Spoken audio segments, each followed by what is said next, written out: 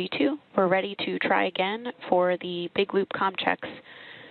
If you could change your seat to destination back to ISS, and we'll give it another shot. Inlet.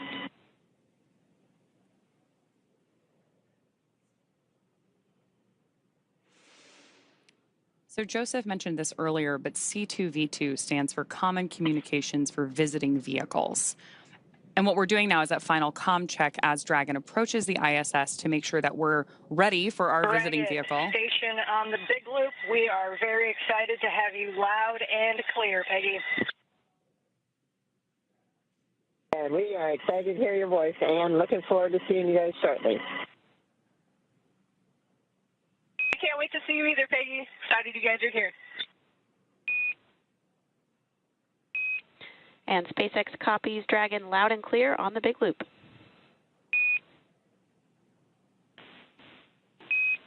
And Houston copies SpaceX, ISS, and Dragon on the big loop. And we have you loud and clear also, Houston. So that was an awesome illustration of the big loop. You just heard astronauts on board the ISS talking to astronauts on board Dragon, confirmed by Mission Control here in Hawthorne, and then confirmed again by Mission Control in Houston. That is why they call it the big loop. We're literally going around the world. It's great. We are. Everyone checking in, confirming that we're good, that we're ready to progress. And so obviously we'll continue to listen in, and hopefully that continues to call out what we need to hear to continue forward. So we were showing you shots of the crew inside the Dragon from earlier today. This is the four of them with their spacesuits off, as you mentioned. They doffed the spacesuits. This is in their other attire. And this was each of them taking a moment to speak to their country in their own language, as well as just acknowledge what it was like to see Earth Dragon, for the first time out those windows. On the big loop, you are go to begin your suit leak check procedure 4.011. 4.011 is in work.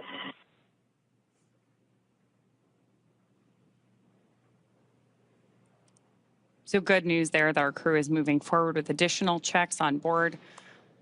We're obviously working a lot of different procedures here, too. You'll hear our team call out a series of different numbers. They're all carefully enumerated procedures that we step through to make sure that we don't miss anything in any of the steps that's going to take us to get to the ISF safely.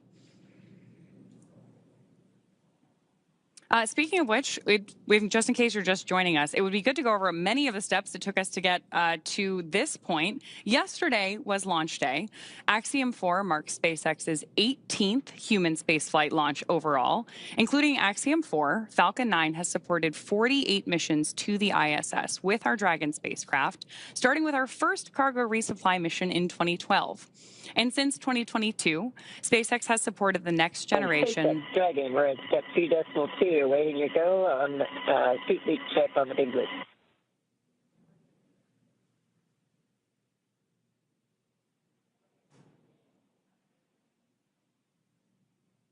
We're moving through that suit leak check procedure now. Dragon SpaceX on the big loop, you are go to initiate suit leak check. That's in work now.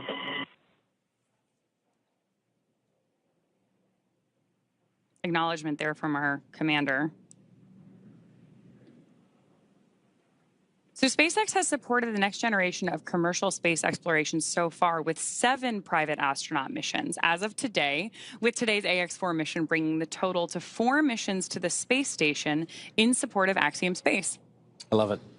So AX4 is Axiom Space's 4th mission to the International Space Station, as we've said. AX1 was the first private crew to the International Space Station. AX2 was known as the first private mission to feature government-sponsored astronauts, while as AX3 was our first all-European astronaut mission to the International Space Station. And this mission realizes the return to human spaceflight for India, Poland, and Hungary. The efforts of India are conducted through the Indian Space Research Organization, or ISRO, while the efforts of Poland are as a member of the European Space Agency, or ESA. As a member of ESA, the Polish Space Agency, Polsa, has named this mission Ignis. For Hungary, this is a mission facilitated by HUNOR, which stands for Hungarian to Orbit Program. And this mission is the first mission to the space station for India, Poland, and Hungary. And after more than 40 years, this is each country's second government-sponsored human space flight ever. Missions like these are significant for a number of reasons. Each of these commercial missions builds on the last, but they facilitate a sizable amount of public and educational outreach. Medical research, intergovernmental relationships are built and fostered through these moments, and the list goes on. To be honest, there are a lot of hard work goes into each of these missions to make sure that every minute is maximized. Ultimately, each one serves as a critical stepping stone on the path to providing global, sustained access to low Earth orbit. Oh, absolutely. And at SpaceX, we want to help create a future where not just hundreds of people, but thousands and ultimately millions of people can travel off Earth to live and work in space and on other planets. It all starts with missions like these. It's hard to believe that it's been 5 years since Dragon radically changed how humanity gets to space, but I am very excited to see what this mission and all the ones to follow have in store. But with that, I do want to check back in with NASA at JSC. So Joseph, let's hand it back to you. Thank you, Ronnie and Paul. And absolutely, yes, it's an incredible day to welcome the Axiom Mission 42 to the International Space Station. And I know we've already covered so many key milestones, including what it took to get to this point right now. And arrival day is always a busy one aboard the Big Loop. We see 4 good suit leak checks. And right there, another great milestone. Another great milestone right there, 4 good suit leak checks. And we talked about that earlier about during the dynamic phases of flight, the crew puts those suits on to make sure that everything is safe and sound for them to provide that extra layer of protection as they continue to chase down the International Space Station. Now, from the space station perspective, here inside the International Space Station Flight Control Room at NASA's Johnson Space Center in Houston, Texas, arrival day is always a busy one. And this morning, with no exception, NASA's astronauts Anne McClain and Nicole Ayers are already in position inside the cupola module, and they're using specialized software to keep track of Dragon's trajectory and confirm it remains inside its designated corridor. Now, the next key milestone that we're going to keep an eye on now is a course correction or a mid-course burn that's pretty much halfway between the AI burn, which went successfully a few moments ago, and then up to waypoint 0, which is really going to start those key gates that the Dragon Grace spacecraft will start navigating on its way towards the International Space Station and docking to that zenith port, that space-facing port of the Harmony module. Now, once Dragon is docked, Nicole Ayers of NASA will be the first one to begin the hatch opening operations. She'll start by opening the large hatch on Node 2. That's that zenith space-facing port we were talking about, and that gives the crew access to the pressurized mating adapter. From there, they'll begin pressurizing what's called the vestibule. That's the small space in between the Dragon and the space station hatches. This area was exposed to the vacuum of space before docking, so it'll need to be filled with air to be equalized with both the pressure, both for the spacecraft and anyone inside the space station to equal out and for those to pass through. Ayers will then use a small valve on the station's hatch to gradually introduce air into that vestibule. And meanwhile, the flight controllers here in Houston will be closely monitoring the pressure readings to confirm that the seal is tight and everything is leak-free before giving the go for hatch opening. Now, here inside the International Space Station Flight Control Room, the controller is already hard at work. They've been doing so all morning long and well into since the launch, really, and beyond. NASA Flight Director Allison Bollinger and her Athena flight team are leading operations here in the International Space Station Flight Control Room in Mission Control. And then seated to my right, to their right is the Capcom, who you'll hear communicating to the teams on the International Space Station, a part of that big loop. You heard the comms checks multiple times between SpaceX, Dragon Grace, International Space Station, and the teams in Houston, so we're all on one single line of communication. Now, taking a look at who's aboard the International Space Station, we heard them mentioned a little bit earlier on, and currently aboard is the Expedition 73 crew members. And they are led by Commander Takuya Onishi, who is on that far right-hand side. And several members of this expedition crew have celebrated some key milestones for him.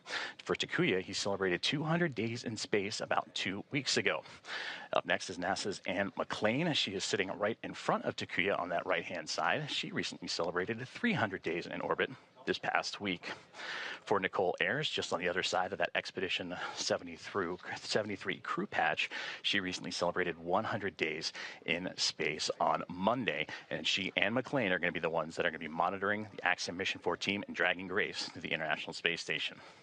Then NASA's Johnny Kim, a flight engineer, he is on the back left-hand side of that image. Kirill Peskov of Roscosmos, a flight engineer, celebrated 100 days in space on Monday, and Sergei Ryzhikov, flight engineer, right there in the center. And then you have Alex Zubritsky, a flight engineer of Roscosmos as well. So flight controllers here in Houston have also begun the process of feathering the station's solar arrays and looking to get that multi-step procedure designed to protect the arrays from thruster plume exposure during Dragon's final approach. Now, taking a look at the updated timelines and what we're looking forward to, we're about 7 minutes away from that AI mid-course burn, and from there about 27 minutes from that waypoint 0 mark. And then from that point on, the space station and Dragon will continue to close the gap between each other. And then about 1 kilometer away will be the two vehicles, and that'll be in about 13 minutes from now. So again, a lot happening surrounding Dragon Grace and the Axiom Mission 4 crew, as well as those aboard the International Space Station. We mentioned earlier that this will become a team of 11 that'll be joined together, and after docking, which right now is continuing to be adjusted, and working closer to about 5:22, approximately 5:22 a.m. Central Time. And then we'll have the hatch opening, which we just walked through the procedures of having to equalize the pressure between Dragon and Space Station so those could pass through. And then we'll have the welcome remarks shortly thereafter. So still a lot of key milestones coming up for everyone on board. But to dive deeper into that that AI mid-course burn, again, that's about the halfway point from the AI burn to waypoint 0, and that gives Dragon the ability to perform a mid-course maneuver, and that will give them to be about 400 meters or so below the International Space Station, and then of course will swing up and over top to then line itself up for waypoint 0, which will be again to the zenith port of the International Space Station.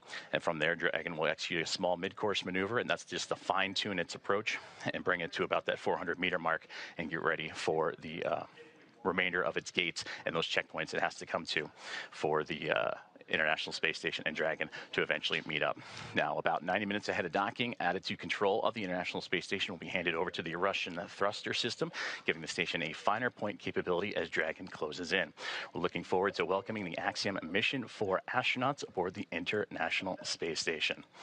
Now, as we continue to get ready for that approach initiation burn, or that mid-course burn in about 5 minutes or so, we're going to continue to check in with our teams in Hawthorne and here on the ground in Houston.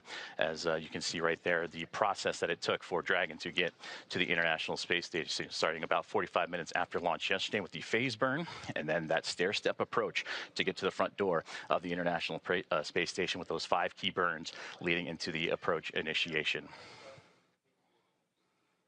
Now, all teams on board the International Space Station have been up and at it early this morning. We talked about the roles for Nicole Ayers as well as Anne McLean getting ready to welcome the Axiom Mission 4 team. You heard the great communications between the two already as they're eager and anxious to welcome Peggy Whitson, the former NASA astronaut and commander of Axiom Mission 4. She continues her record-setting mark as the most experienced astronaut, American astronaut in the history.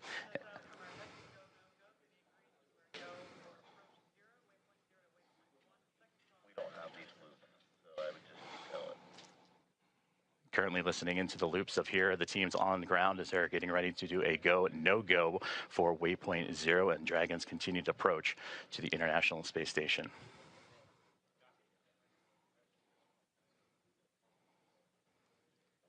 We have no views, so you're going to have to keep tap dancing, and we don't have these loops in our broadcast, so you're pausing with no loops broadcast.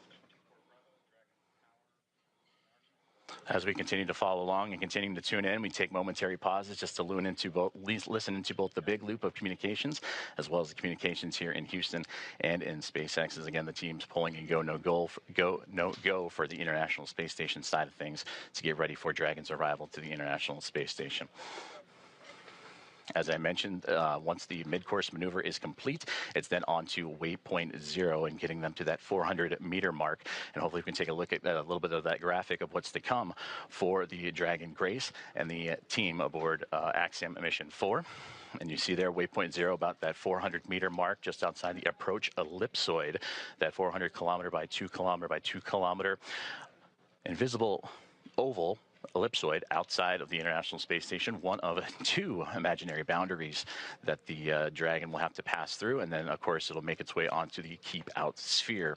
And that's that 400-meter mark that we've been talking about, and that's where it's zeroing in on right now. So we've completed the approach initiation burn, which had them about 7 kilometers below the International Space Station, and now about 2 minutes and 45 seconds away from that mid-course burn, and we'll continue to track as Dragon and Grace continue to fine-tune itself and get ready to go and connect itself for the International Space Station.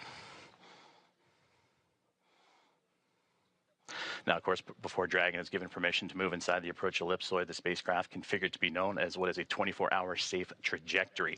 And this means that if Dragon were to lose control in its thrusters, it would be at least 24 hours before it could move inside the approach ellipsoid again. But again, those upcoming milestones, everything continuing to press on along as Dragon, so far so good, as it continues its chase down of the International Space Station.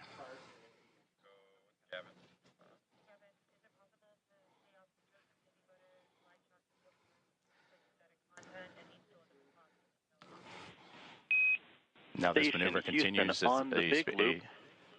We are about 1,900 meters away and about 10 minutes out from having you jump into 1.102.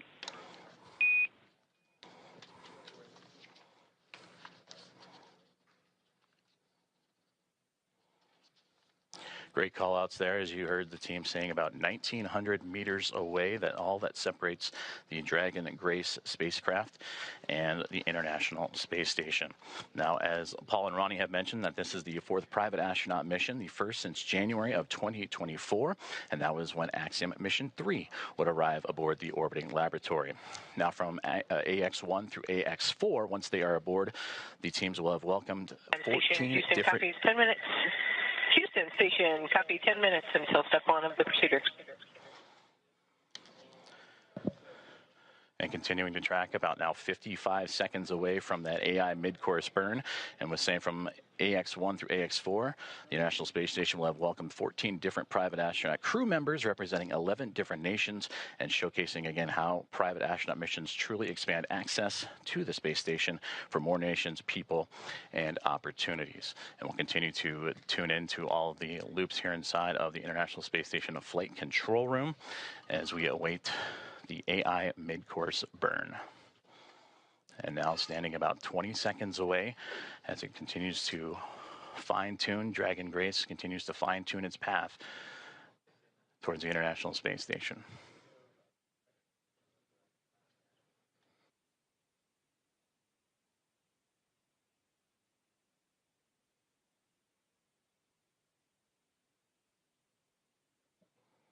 And we just received confirmation that the AI mid-course burn is now in progress.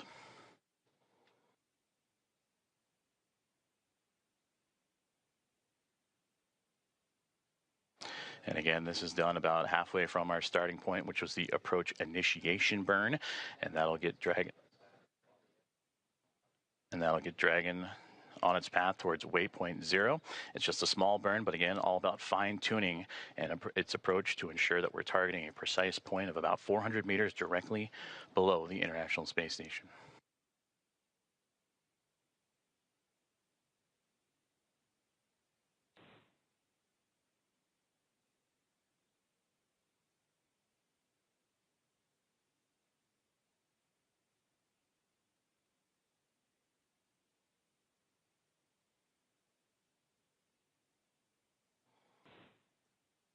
As you can see on your screen, the team on the right-hand side is those working and monitoring the AI mid-course burn, as well as the teams on the left.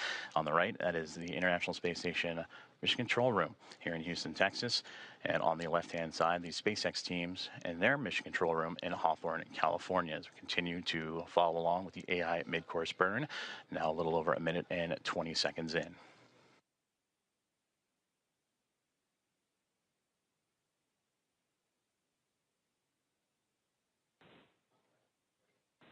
And mid-course burn has just been completed, and everything has been reported as nominal. Dragon SpaceX on the big loop, mid-course maneuver complete. Performance was nominal. The trajectory has converged on waypoint 0. So great news there. And Dragon copies on the big loop. And confirmation from Dragon Grace, and you heard Commander Peggy Whitson relaying down to the ground. And now the next milestone that we're zeroing in on is waypoint 0, which will be about 18.5 minutes from now. Is that slow but methodical approach for Dragon Grace and the Axiom Mission 4 team continues to make its way towards the International Space Station. And with that, we'll check back in with Ronnie and Paul back in Hawthorne. Awesome. Thanks so much, Joseph. I'm loving all of these check-ins that we're getting about Dragon's progress on its way to station, how the crew is doing, hearing these call-outs from the nets. But I'm getting really spoiled today because you had great stories about the crew while we were here in kind of like our pre-show warm-up. And I would love to hear a little bit more about how you followed along the AX4 crew in like the 10 months leading up to this. Absolutely. And really like followed their preparations and everything that brought the crew to today. Certainly. And so there's obviously a large team that facilitates all of the operational training flow and helping prepare them for this moment. We have a unique opportunity to document that and follow that story with them quite literally around the world over the course of all of that training. And I think it's just interesting as you get to know each of the crew members, just to understand, like, in the midst of all of this operation, in the midst of all of the timing and the coordination, there's still 4 humans inside Dragon, each with their own personalities, each with their own ambitions and characteristics, and they add to what becomes the mission. In the crew, right? Exactly. Like they become one crew, which is AX4. Yeah. Absolutely. So Peggy, I would argue, is a consummate leader. I mean, if you know anything about her, you likely know she has record after record of human spaceflight, and it is. And here we are actually seeing some views of the ISS, of the International Space Station, from Dragon. And yet, as I was saying, with Peggy, if you know her, she obviously has all of these records for human spaceflight, and it is certainly not a surprise at all that she is an inductee into the 2025 Astronaut Hall of Fame. And yet, if you get a chance to get to know her, you quickly realize she's not just about those individual accolades. She is about the team and team efforts. She wants to build teams and take them to space. And so certainly we've had the honor of following her around the world, preparing for 2 Axiom space missions, both AX2 and now AX4. And it is remarkable how she commands every room she walks in without taking over. She just exudes this steady confidence that people respond to. Speaking of how she is commanding the capsule, we just had a great shot of her inside of the Dragon spacecraft, looking up at those touchscreen displays. And so we're going to keep bringing you views like the one we have on your screen right now of the International Space Station whenever we have ground station coverage. When we have good views, we'll obviously share them with you. This one is particularly cool because we're watching the International Space Station come into focus through a camera that is under Dragon's nose cone. So right after we got through launch and orbital insertion yesterday, we deployed the nose cone and exposed those docking hooks that we're going to use for the hard capture. Station Houston on the big loop. Dragon range is approximately 1,000 meters. Monitor long-range approach per steps 1 to 4 in 1.102. Dragon approach and retreat monitoring. ISS crew is now primed for vehicle approach monitoring.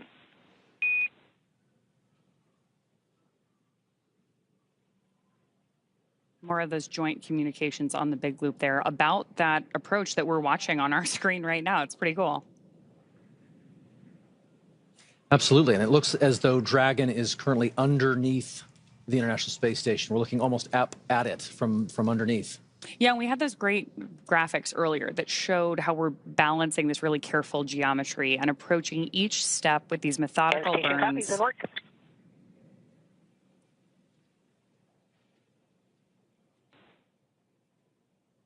Acknowledgement from our commander there. So we're stepping through each of these really methodical burns of those Draco thrusters on board Dragon. There are 16 of those thrusters around the spacecraft, and we use them for these careful, fine-tuned maneuvering once we get to orbit. So right now on our screen, we've got our commander, Peggy Whitson, and our pilot, Shubhanshu Shukla. And you got a chance to chat with Shuks in the lead up to this launch too, right? Absolutely. He is such a unique, quiet force. He is witty and smart, and I tell you, 3 steps ahead of any given moment, and you don't even realize it. He's already there. He has said that his career is defined by simply saying yes, which I thought was so interesting and powerful and simple. I mean, effectively, he was saying that every opportunity, whether it was to get a chance to learn to fly or join the military or even pursue this mission, he simply said yes. And in doing so, he walked through the door and made the most of it. No matter what he's faced alongside this crew, from days of poor weather out at the Knowles expedition, which is the National Outdoor Leadership School, to processing kind of the immense volume of procedures that must be taken on and understood across all of the myriad of procedures that one must understand and become proficient on for this kind of a space flight. In the midst of all of that, he has remained calm and collected, and quite honestly, it just made it look easy. And what's more, he has this unwavering spirit about him that just invites everyone around him to step up and into their roles effectively. It's awesome to hear these stories about the way this crew really came together and everything that brought them to the mission today. For those of you who are just joining us, we have some great graphics along the base of your screen to help you follow along the mission the same way that we have been eagerly following it for the last several weeks, really, in the lead up to today. So along the bottom left-hand corner, we've got some telemetry on where our Dragon spacecraft is, including its speed and altitude. And then on the bottom right-hand corner of the screen, you actually see our location around the Earth. And that rightmost corner is the firing of those Draco thrusters on board. And right now we're getting great views from inside the spacecraft of our crew working with those touchscreen displays, stepping through these checklists. And now we're getting our first views from station looking down at Dragon, which is always my favorite moment of docking. Absolutely. Because you know that the astronauts on board the International Space Station are, we heard it in their voices earlier, are excited for this crew to be on board. It's also one of the few moments where you really get a sense of the speed and the scale of all of this operation, right? Seeing the Earth just roll behind with those clouds, you suddenly get a sense of perspective that is just unlike anything else. Yeah, absolutely. And one of the things that we're doing here and why we're moving so carefully through each of these maneuvers is that, as you've noted here, these spacecraft, both the International Space Station and Dragon, are still moving really fast. So we need them to approach each other with a relative speed that's very gentle so that that docking is smooth and steady, just the way that we intend it to be. But we're still moving like 17,500 miles per hour, lapping the Earth every 90 minutes. So this is a very high speed but careful maneuver to make sure that we get our entire crew safely aboard the International Space Station. Absolutely intricate, methodical, one step at a time. There you go. Speaking of people who are particularly methodical, you were mentioning that Sławosz is like very deliberate in his actions and his lead up to everything with the crew earlier. Sław, yes, as he likes to, as we like to call him, Sławosz Uznański-Wiśniewski, is quite a lot to say. So they've quite poignantly call him Sław. He is brilliant, and I tell you, but more specifically, Dragon SpaceX on the big loop. I'll pause here. Ground is go for approach 0. Burn is enabled. Maneuver start time is 9:34 Zulu. As a reminder, Dragon will nominally continue approach through waypoint 1 toward waypoint 2 without stopping at waypoint 1.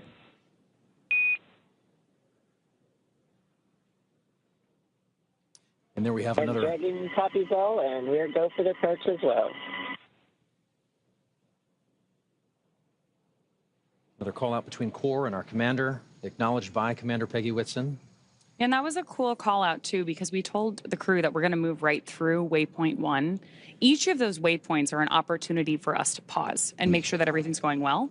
So that means that everything's really going on track, right? We're ready to move into this next process of approaching the station.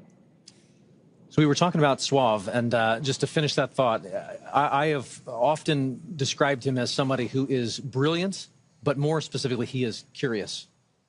Sławosz is certainly one who is genuinely in pursuit of knowledge and understanding. I've actually never seen him to shy away from asking the next question. Throughout all the training, you can expect him to raise a hand and lean in, and everyone else does as a result. I mean, you just kind of get pulled into that earnest pursuit of knowledge, and he wraps it all up in a pretty good charm. He's exciting to learn beside. You know, I for one, found myself wanting to lean in and learn alongside him as an outsider here. But his curiosity is probably matched only by his love for exploration and being out in the unknown. Like from sailing to hiking to kind of peering over that next ridge, he is one who is constantly seeking and experiencing something new. He has a love for this life and for this planet that is infectious. One can only imagine how that perspective is growing as he's looking out the window and seeing the Earth and perhaps even maybe the ISS at this point outside Dragon. Oh, yeah, absolutely. I mean, speaking of his love of something new, 3 of the crew members that we have on board AX4 are first-time flyers to low Earth orbit and to the International Space Station. So very excited to hear their take on both being up there and then everything they have to share with all of us once they return. So with that, can we round out some stories here for our 4th crew member? Absolutely. So Tibor, he is an incredible thinker. You can just see him process any information and immediately then begin to put it to use. He is someone who just grabs and goes. But also, even more than that, he's someone who really feels things deeply. He cares about what this mission is. He cares about what it means for all those back home in Hungary. He's got a very high emotional intelligence, I would say. He can read the room in an instant. But I tell you, really, his gift to humanity is to then be able to elevate and brighten everyone around him. I don't know of a single instructor, maybe ops team member, or even medical support staffer who doesn't smile when they think of Tibor Kapu. And I also tell you, he is tireless. There is quite a lot that he is capable of and responsible for, and that is invigorating to just see him approach every step of everything he's asked to do with diligence. And there were a lot of steps in the lead up to this for our crew. Astronaut preparation is extensive, from training that's specific to each crew member's role to learning SpaceX protocols, space station systems, and preparing for the science and outreach activities they'll be conducting in space. Private astronaut training is pretty rigorous. So in addition to the work that they did in the field, like you mentioned with the National Outdoor Leadership School, or NOLS. Station Houston on the Big Loop. First step, 1 of 1.102. Can you please confirm Dragon is in sight and give us an attitude assessment?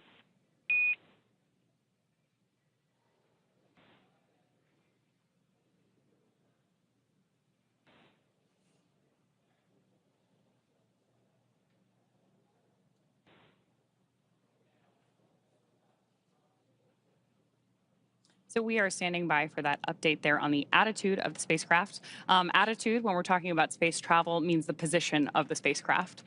So with that, I do want to bring it back to the training, because this crew on board AX4 spent 35 days training inside Dragon.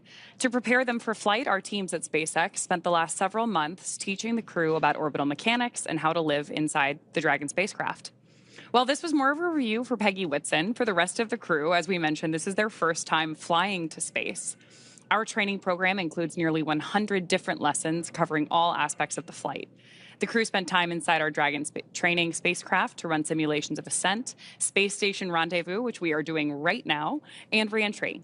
And they also spent time at the launch pad in our suit-up room and working through emergency procedures that would be necessary in the unlikely event of a pad abort. And in addition to the critical training from SpaceX associated with... on the Big Loop, come check.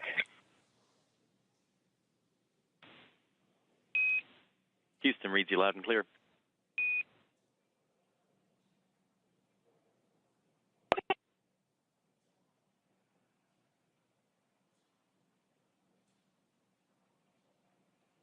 And as we were saying, in addition to the critical training from SpaceX associated with all of these dynamic phases of ascent and return, Axiom Space has facilitated a host of training efforts since August over these last 10 months to ensure that the crew and all of those who support them are ready Station for this Houston on mission. the Big Loop. We did not copy your last.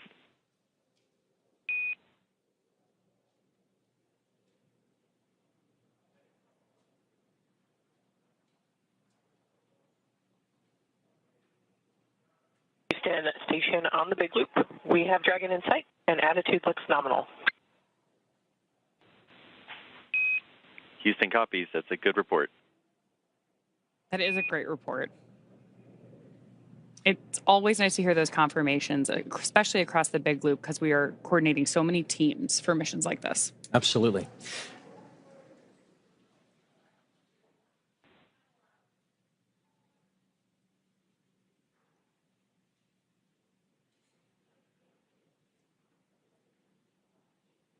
Looking at the graphics at the bottom of the screen, you can see where Dragon is over the Earth. And from my vantage point, I believe that is just east of Africa.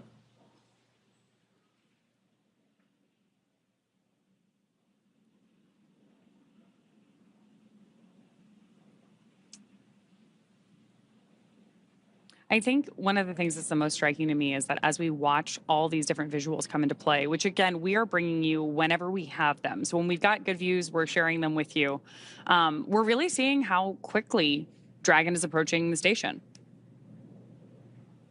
At 429 kilometers above the Earth, they are continuing to raise that elevation, that altitude, and get closer and closer to where they'll be working and living for the next 2 weeks.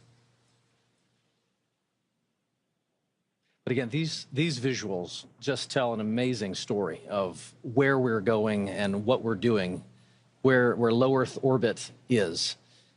It is hard to really comprehend and wrap your mind around the idea of living off planet, and yet visuals like this start to help you make that real. Oh, absolutely. And hearing commentary like we did earlier from that on-orbit check-in, it was great to hear how quickly even the crew was saying they were learning how to do things in microgravity, especially because we have so many first-time flyers on this mission. Hopefully, first time, but not the last. We have a repeat with our commander, Peggy Whitson, as well. Absolutely.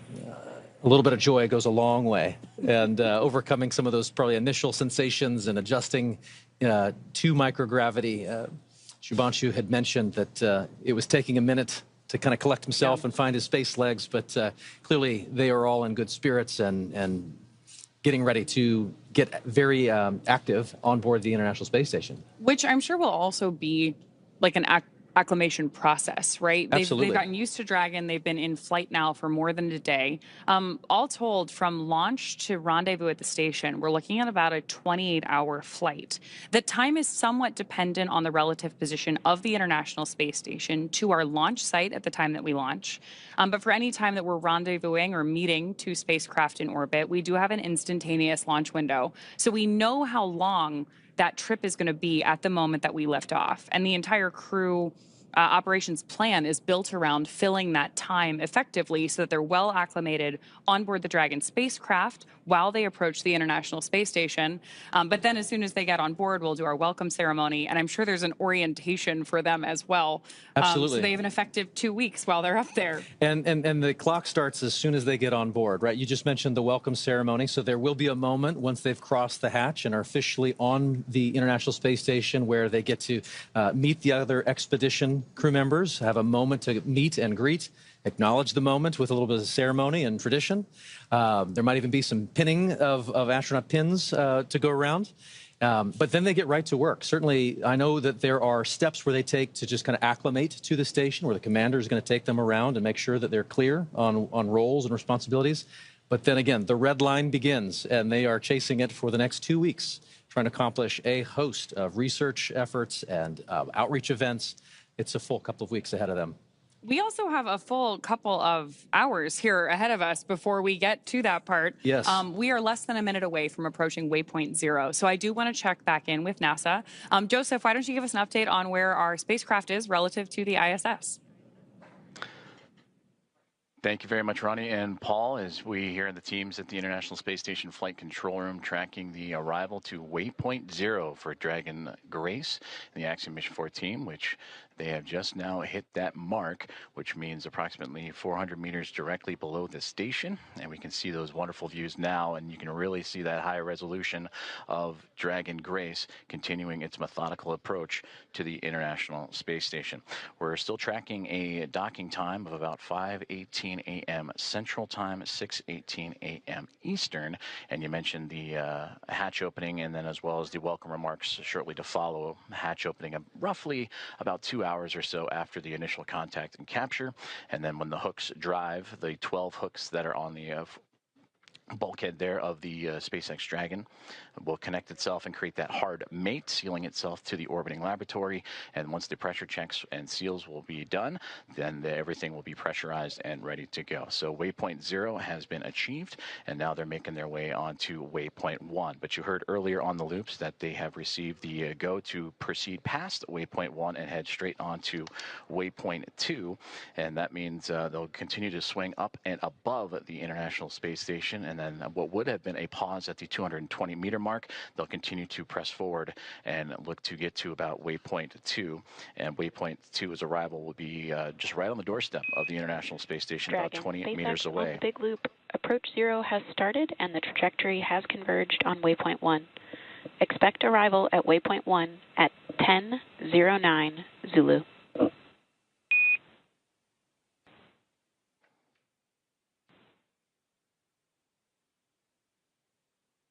Expecting arrival at waypoint 1 at 10:09 Zulu.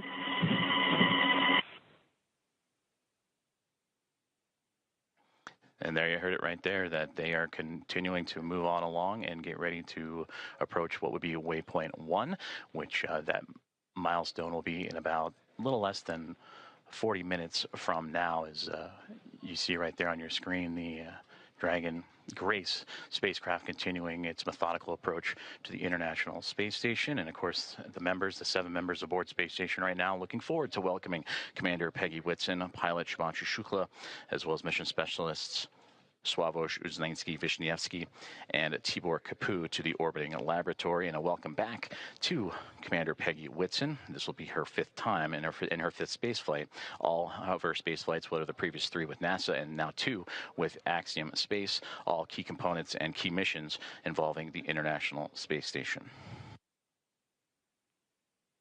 And you also heard on the big loop confirmations from Nicole Ayers and Anne McLean, who are monitoring Dragon's approach. They are in the cupola. That is the famed window to the world from the International Space Station that you see so many stellar views from many astronauts that share their experiences from the cupola. That is where they're using special technology to monitor and make sure that the Dragon spacecraft stays in the exact corridor, and that makes sure that everything is remaining on track and stays in its expected zones. Now, as we continue to march towards waypoint 1, and again, they will bypass waypoint 1 unless they need to make that pit stop to make sure everything is fine-tuned and ready. Once Dragon continues through waypoint 1, waypoint 2, and then eventual capture, Nicole Ayers will be the primed NASA astronaut to start the hatch opening process. And that'll begin by opening the large hatch on the Node 2 Zenith port. That is the port facing outer space, and that gives them access to the pressurized mating adapter. And there, Ayers and McLean and company will then move in and make sure that everything is sealed up once checks have been done and the relative dampening motion has been removed between Dragon and its connection to the International Space Station. And Ayers will pressurize the vestibule, and that is the small space between the hatches of the Dragon spacecraft and the space station. Now, that vestibule has been exposed to the vacuum of space, and that was all due to prior to docking. So the crew will need to fill it with air to make sure its pressure is nearly equal with the atmospheric pressure on Dragon and in the station. That pressure, similar to what we experience here on Earth at sea level, about 14 psi is what they need to bring it up to, again, from the vacuum of space. And that's where Ayers will use a small valve on that station's hatch to slowly introduce the air into the vestibule. And flight controllers here in Houston will monitor and verify that pressure readings, and everything is making sure to be leak-free before we get ready to open up the hatches. As you can see, Space Dragon Grace making its way with the nose cone open, and you can see that strobe in the middle. And it's always fascinating to watch. Now during an orbital daytime, you can see the sun shining brightly on the spacecraft and the thrusters firing, and you can follow along in that bottom right-hand corner of which thrusters are being activated again to fine-tune Dragon's path to the International Space Station. But seeing that strobe, always fun when it illuminates from the Dragon perspective on the International Space Station, and we may get some of those great views closer to docking. And again, that docking time tracking closer to 5:18 a.m. Central Time, 6:18 a.m. Eastern, and that is where the soft capture will connect, and then the hooks will drive. The 12 hooks in 2 sets of 6 will drive and form the hard mate and bring Dragon and the space station closer together before the leak checks, the umbilicals for communication and power. Everything will be connected, and then the pressurization of that vestibule from NASA astronaut Nicole Ayers and team will begin.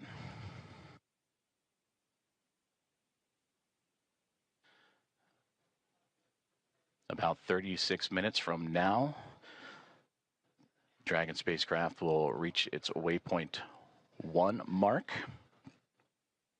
And again, that's where the spacecraft will swing up and above the International Space Station, as it'll be docking to the space-facing or zenith port of the Harmony module.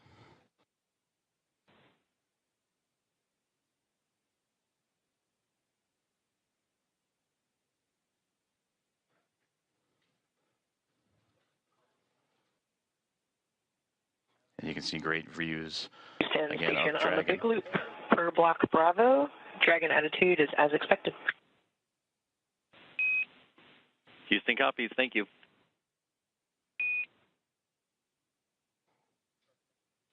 And great communications there. Is everything going to plan for Dragon Grace? And you can see those thruster firings, those plumes of gases that are helping the spacecraft navigate its way from waypoint 0 to waypoint 1, and as mentioned, it's going to go up and over top of the International Space Station and then align itself to that zenith port, and then it'll make its way onto waypoint 2.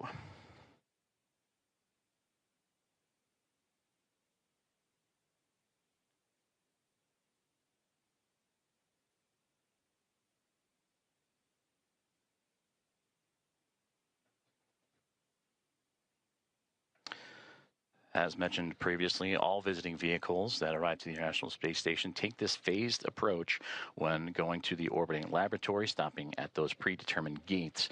And that's for teams here on the ground, both in SpaceX and in Houston, to run quick checks on vehicle performance before approaching the laboratory.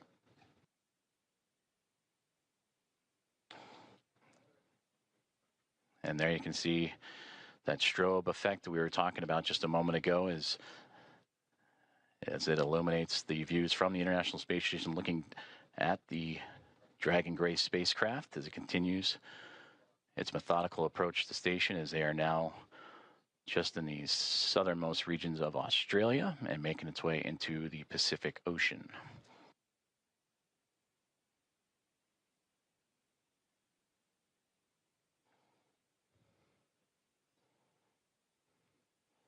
Both Dragon and station just began an orbital nighttime period, so we'll continue to lean on that strobe effect on the spacecraft to follow along.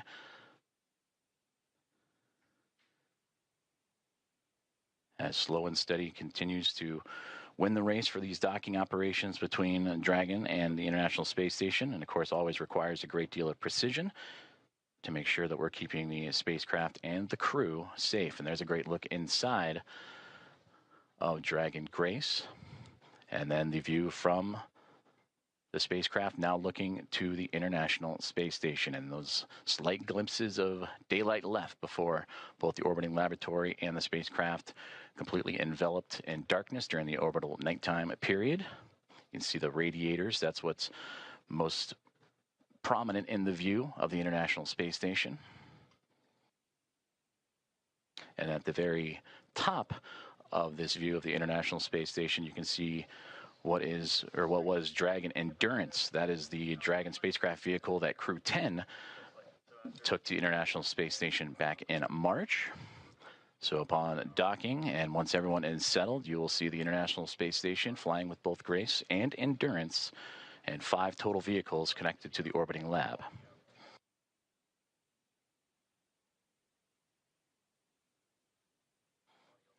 View inside of the Dragon spacecraft, and you see from just over the shoulder of Peggy Whitson and Shubhanshu Shukla, the commander and pilot, as they are continuing to monitor the progress of the spacecraft. And there, the final faint views of the International Space Station before the orbital nighttime period. And as mentioned, these two chasing each other just off the southeast coast of Australia as we speak.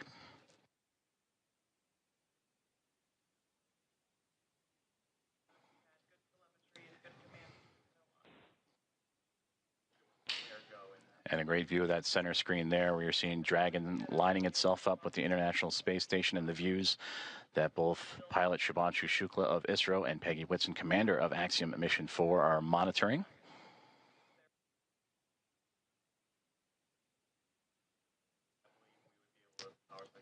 Now approaching about 31 minutes until we reach waypoint 1.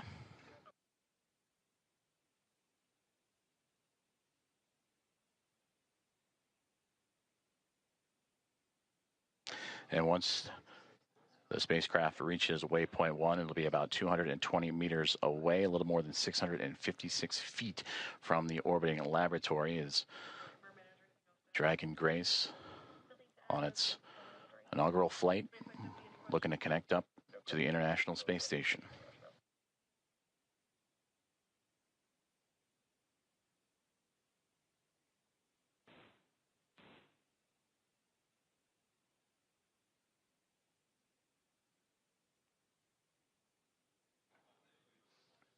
Before we reach waypoint 1, which will be in about 30 minutes from now, the teams here on the ground, about 10 minutes outside of that milestone, will conduct a go, no-go poll, which we've been talking about throughout today's broadcast, just that step-by-step process, that slow and steady methodical maneuvering of the spacecraft to connect to the orbiting laboratory.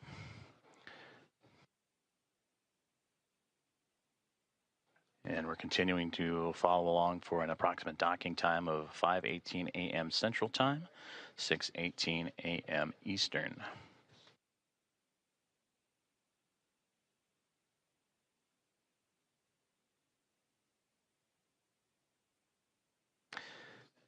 And the only light you're seeing from that shot was bouncing off of the International Space Station and what it provided, but now inside Dragon Grace and its Axiom Mission 4 crew of Peggy Whitson, commander, Shubhanshu Shukla, pilot. That's who you see in the field of view there, just that over-the-shoulder shot as they monitor Dragon's maneuvering towards the space station, but also joined alongside by mission specialist Sławosz Uznański-Wiśniewski and Tibor Kapu, respectively, of ESA and Hunor.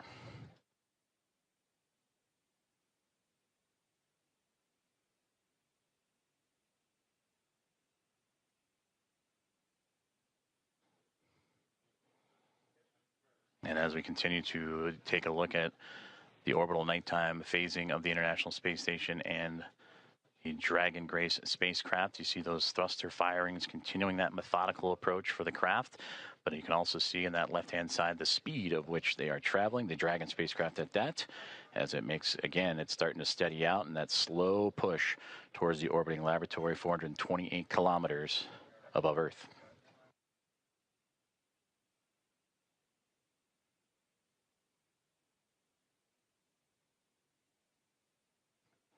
Once aboard the orbiting laboratory, the Axiom Mission 4 crew will participate in about 60 research investigations representing 31 countries, and more than 24 of those experiments supported by the ISS National Laboratory.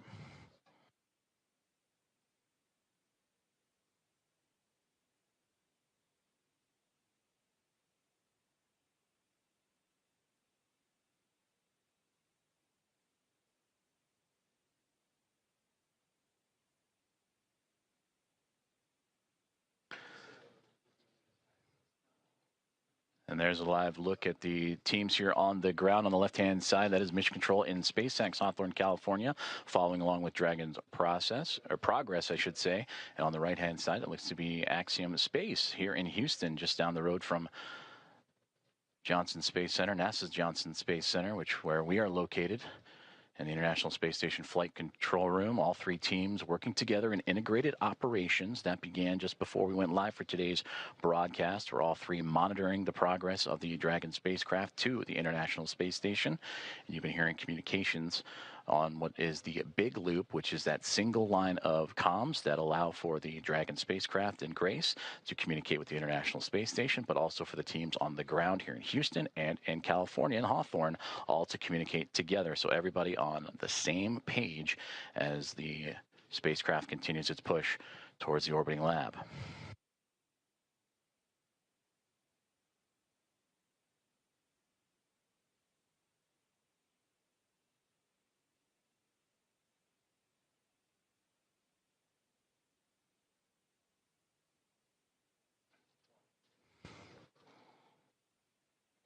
They're about 26 minutes away, a little bit north of that, until we reach waypoint 1 for Dragon Grace. As you can see, some of that telemetry and data populating the screens inside of the spacecraft that the team on board are carefully monitoring. And this is the view from the Dragon spacecraft looking up at the International Space Station, as these two now making their way into the southernmost regions of the Pacific Ocean, having just passed underneath the south and then the southeast of Australia. They will continue into an orbital nighttime period until they reach roughly about the east coast of North America, and then you'll get some of those great views of the sunlight radiating over top of both of the craft.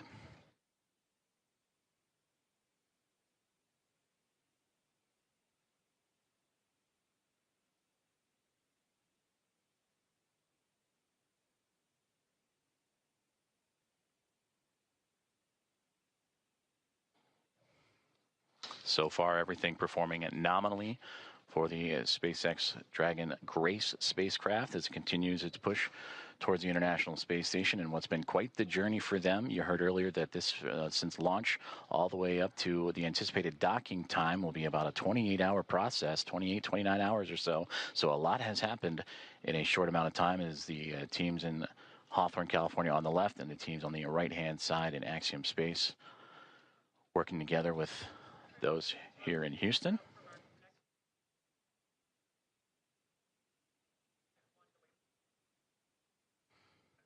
And those teams right now communicating with each other on those internal communications loops that we monitor and follow along with as they now prepare the teams for waypoint 1 about 24 minutes from now. The go no go for that will be in about 15 minutes or so.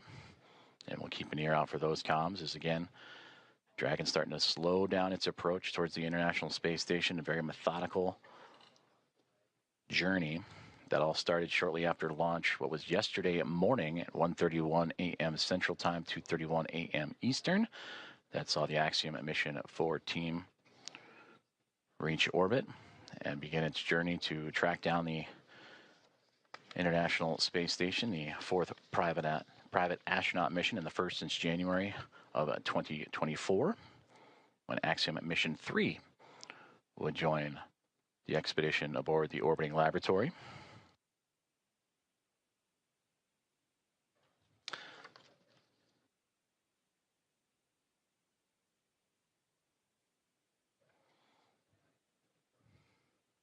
On board the International Space Station, the crews, they were up and got right into preparing for Dragon's arrival. NASA's Anne McClain and Nicole Ayers, who you've heard at times on the big communications loop talking to all parties. They are in the station's cupola using specialized software to track Dragon's approach and making sure it stays in the expected zones with that orbital nighttime currently enveloping the station and the Dragon spacecraft. They're keeping a close eye, and of course from the space station perspective, and we'll see it as we receive video communication, that strobing effect, that strobe light on the front, and that forward nose cone of the SpaceX Dragon to help illuminate its path and help keep track.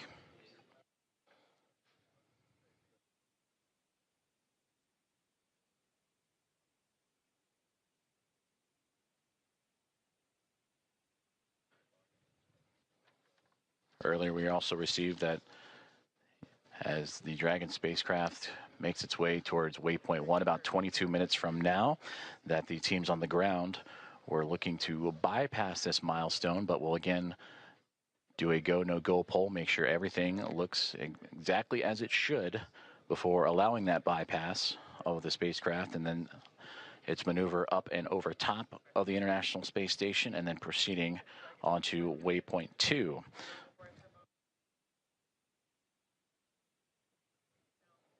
And a great graphic of the International Space Station, and just below it, the Dragon spacecraft is, again, they are making their journey across the Pacific Ocean, traveling over 26,000 kilometers an hour and 420 plus kilometers above the Earth's surface.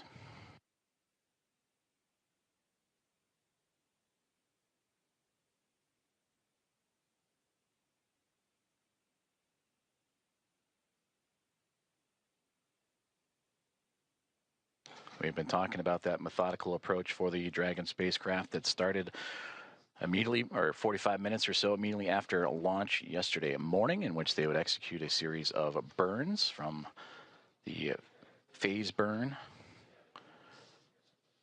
to the boost burn, co-elliptic or close burn, transfer, and co-elliptic burn. Those 5 burns allow for the stair-stepping of Dragon to climb up in altitude, but also to close the gap, the distance between the International Space Station and the spacecraft itself. And that is what's led us up to this morning. The approach initiation burn started just shortly after the start of this broadcast, in which Dragon, in integrated operations with SpaceX and NASA working together with Axiom Space, all monitoring closely as Dragon Grace continues its way towards the orbiting lab and looking to turn a crew, the Expedition 73 crew of 7, into a total of 11, a full house above the orbiting lab.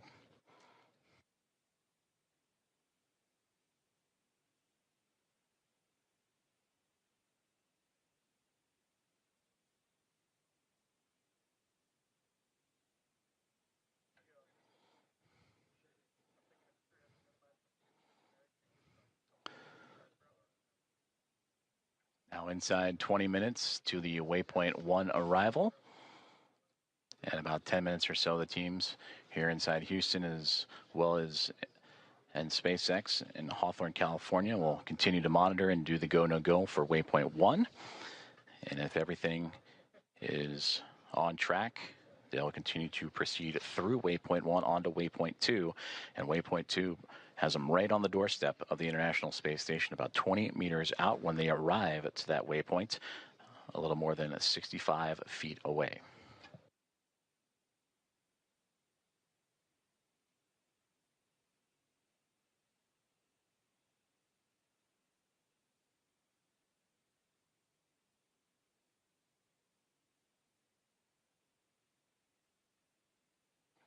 If you are just joining us, we are continuing to follow along the progress of Axiom Mission 4 and the 4 astronauts aboard: Commander Peggy Whitson, pilot Shubhanshu Shukla, and mission specialists Sławosz Uznański-Wiśniewski and Tibor Kapu.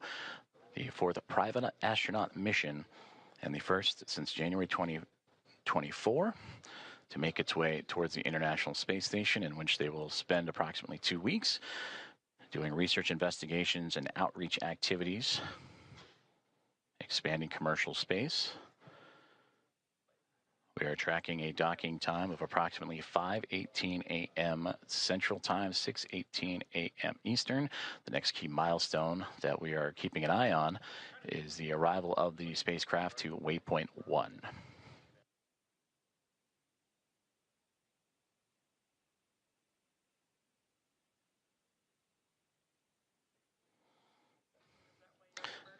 And to gain perspective, waypoint 1 will be about 220 meters away between the Dragon spacecraft and the International Space Station.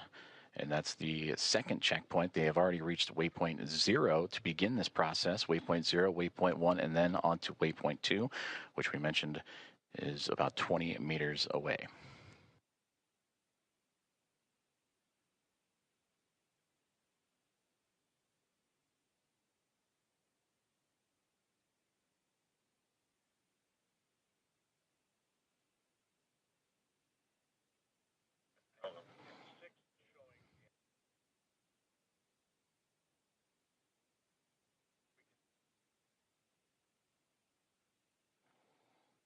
Okay, Spring, set down.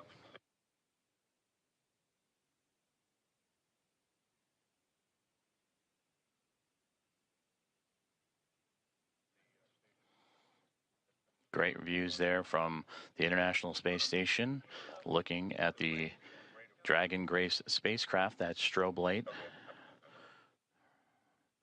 illuminating its path, as well as the port and starboard side lights. The red and green that you see on your screen is both the International Space Station and Dragon Grace in an orbital nighttime period. They're actually crossing over the Pacific Ocean, about to cross over the equator, and then eventually make its way over the west coast of North America.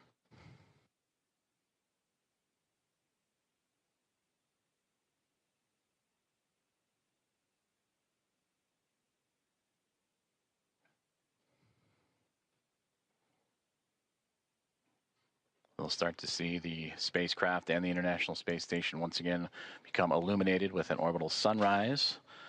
In a few more moments, that'll occur as they continue their journey over the Pacific Ocean. And for the Dragon spacecraft approaching waypoint 1, now about 15 minutes from that point.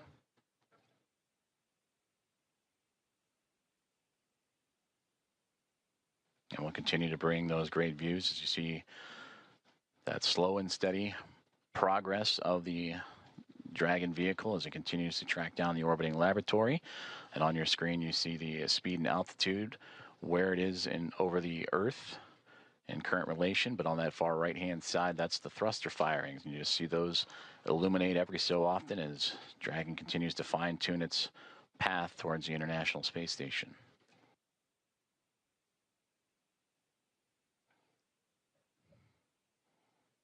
And this mission since launch approaching now 1 day, 3 hours or 3.5 hours of time. That's the time you see in the middle there, the T plus. 1 day, 3 hours, 28 minutes and 40 plus seconds. As the crew aboard, anxious and ready to join the Expedition 73 crew aboard the International Space Station. And as we take a look at those crew members and introduce them to you, that'll welcome the Axiom Mission 4 team. They're led by Commander Takuya Onishi of JAXA, the Japan Aerospace Exploration Agency, who just recently celebrated about 2 weeks ago his 200 days in space.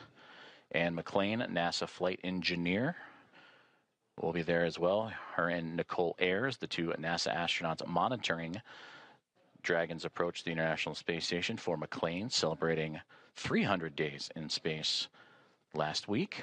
And for Nicole Ayers, this past Monday, celebrated 100 days in microgravity.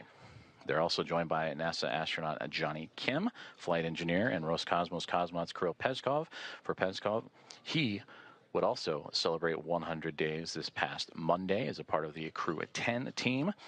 And then Roscosmos cosmonauts Sergei Ryzhikov and Alexei Zubritsky also joining the cadre of 7 astronauts and cosmonauts aboard the International Space Station.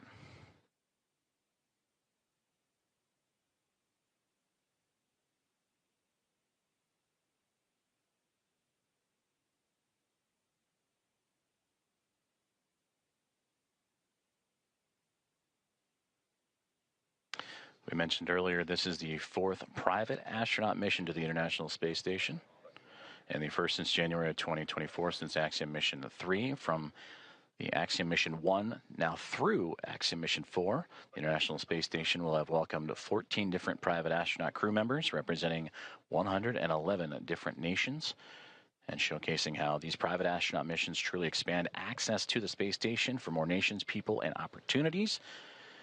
And we talked about this crew, in approximately their 2 weeks on board the orbiting laboratory, will participate in around 60 research investigations representing 31 countries, with more than 24 of those experiments sponsored by the ISS National Lab. In about 2 minutes, we'll monitor the loops and keep an ear out for the go, no-go poll on the ground for teams that'll be monitoring Dragon's approach to waypoint 1. And that waypoint will be reached in a little less than a dozen minutes, 12 minutes from now.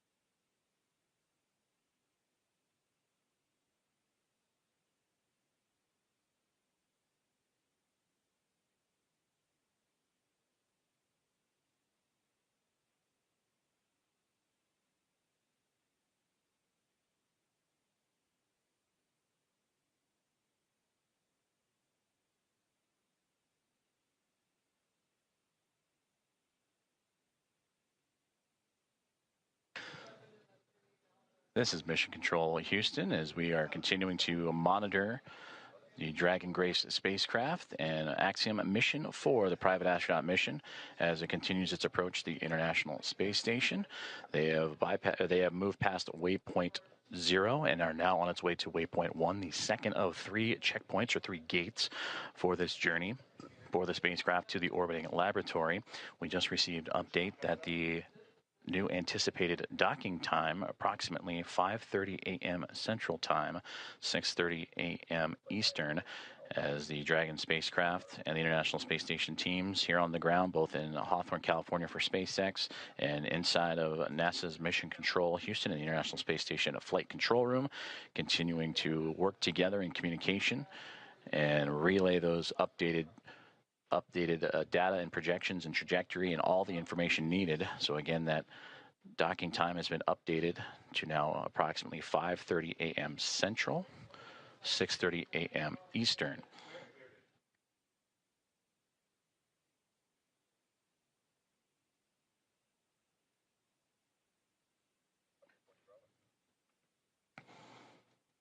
And the flight control teams here in Houston and listening in on the loops on overall communications have just pulled go for Dragon's approach to waypoint 1, and they will reach that milestone waypoint 1 in about 9 minutes from now.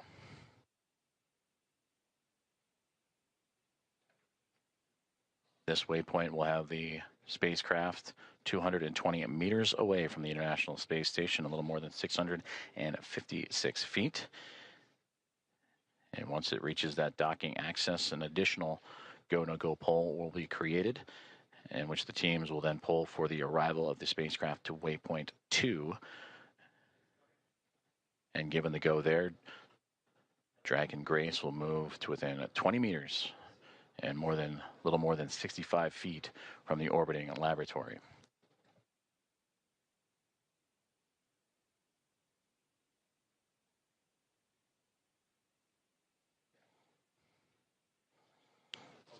And earlier we also had communications that if everything goes to plan and Dragon continues to remain on its trajectory, that they would bypass waypoint 1 and go straight from 0 to waypoint 2.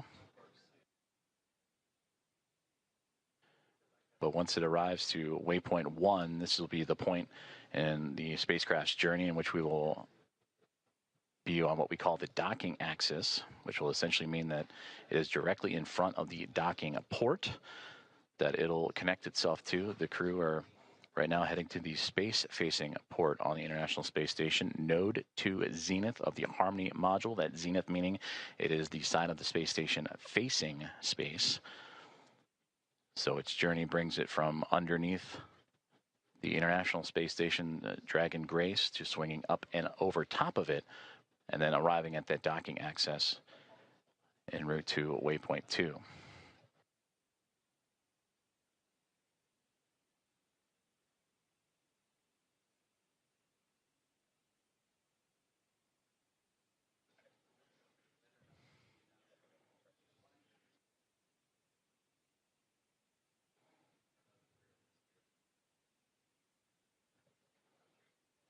We'll continue to bring views of the International Space Station and Dragon Grace spacecraft as we receive them, as the two continuing their chase to connect up as they're now making their way towards the western coast of North America in an orbital nighttime configuration.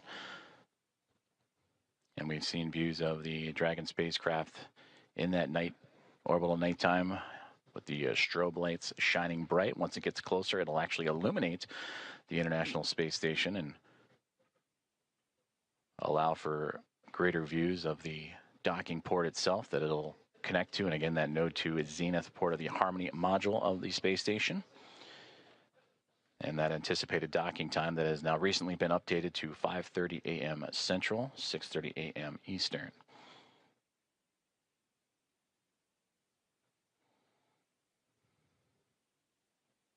Teams on the ground have pulled go for Dragon's approach to waypoint 1, and that arrival to that checkpoint will be a little more than 5 minutes from now.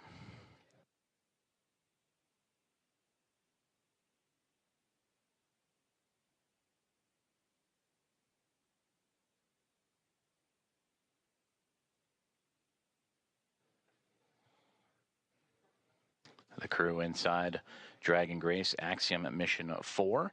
They are in their launch and entry suits and are ready to continue their journey towards the International Space Station. And there you see it, the view from the orbiting laboratory, looking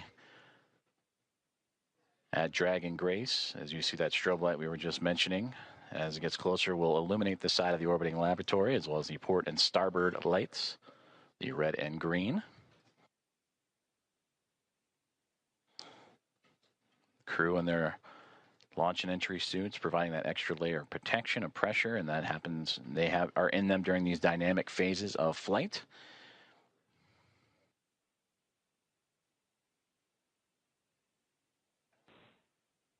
Now inside 5 minutes from waypoint 1.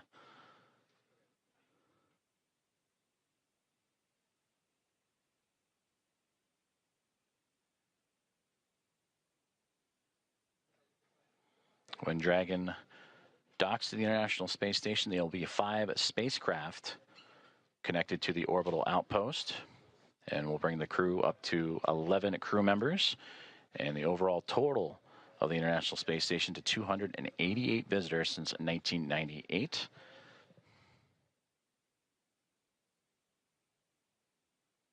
They will join the Dragon Endurance spacecraft that brought up Crew 10 back in March.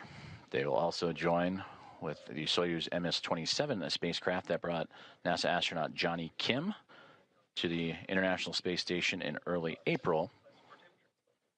And then 2 cargo craft, Progress cargo craft from Roscosmos also aboard the station, and then eventually the Dragon Grace spacecraft, as we get now views inside of Dragon Grace and looking over the shoulders of Commander Peggy Whitson and pilot Shubhanshu Shukla of ISRO.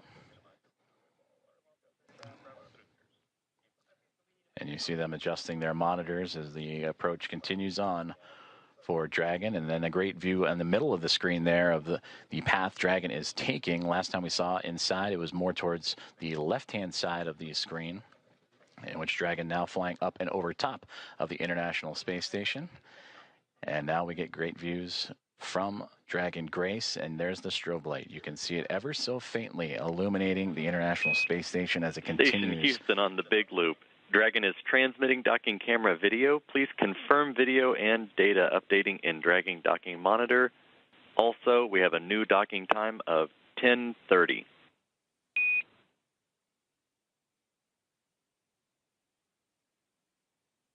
Copies. We are seeing data on the Dragon Docking Monitor, and we copy 10:30 for the new docking time. Houston copies.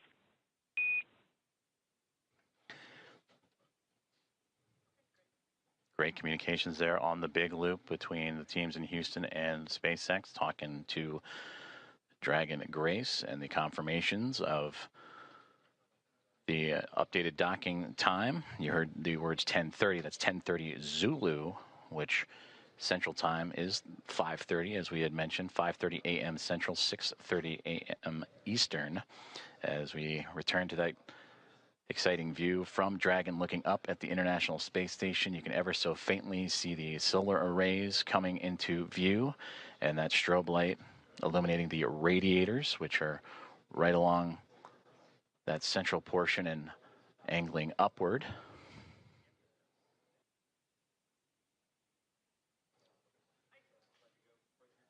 The International Space Station and the Dragon spacecraft now approaching the west coast of North America, right around the Seattle area, that border between the United States and Canada, as we are approaching 1 minute away from waypoint 1, the second checkpoint and second series of waypoints for the spacecraft to reach to. The teams have already pulled go, but we will listen for the call outs for that waypoint 1 arrival. Dragon SpaceX on the Big Loop, approach 1 and soft capture ring extension will begin shortly.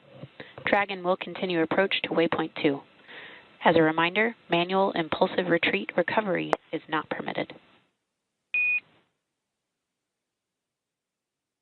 And Dragon copies all.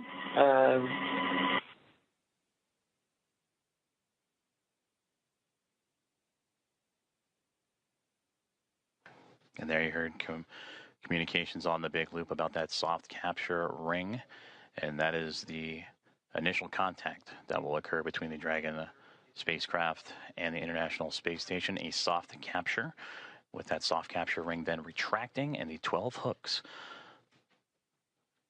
that will drive and connect and form a hard mate between the spacecraft and the International Space Station. From there, power communications will then be connected up, and astronaut Nicole Ayers will make her way into the pressurized mating adapter and get ready for hatch opening procedures, which will require bringing the vestibule, the space between the two hatches, between the International Space Station and Dragon Grace, together. And there we see the orbital sunrise making its way over top of the International Space Station as they continue their pursuit of each other, now angling over at North America.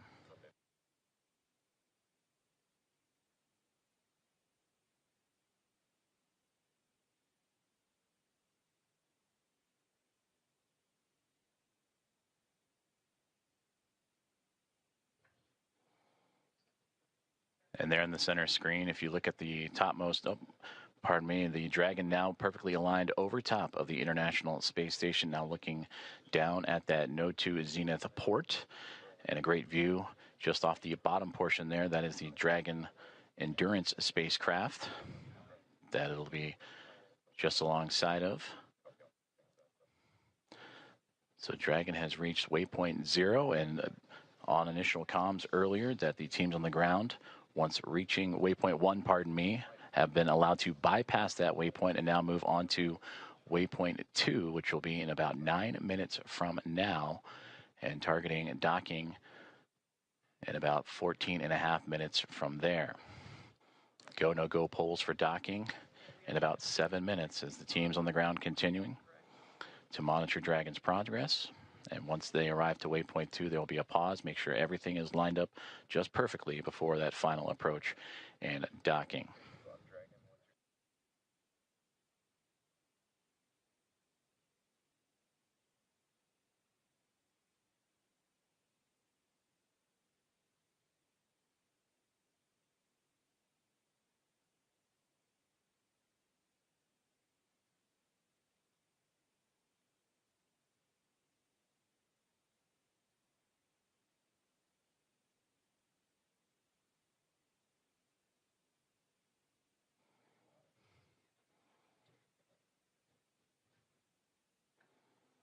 This is Mission Control Houston as Dragon Grace and the spacecraft carrying Axiom Mission 4 and their 4 astronauts continuing their approach to the International Space Station. They have just made their way past waypoint 1, which had them at 220 meters away from the space-facing port of the International Space Station's Harmony module.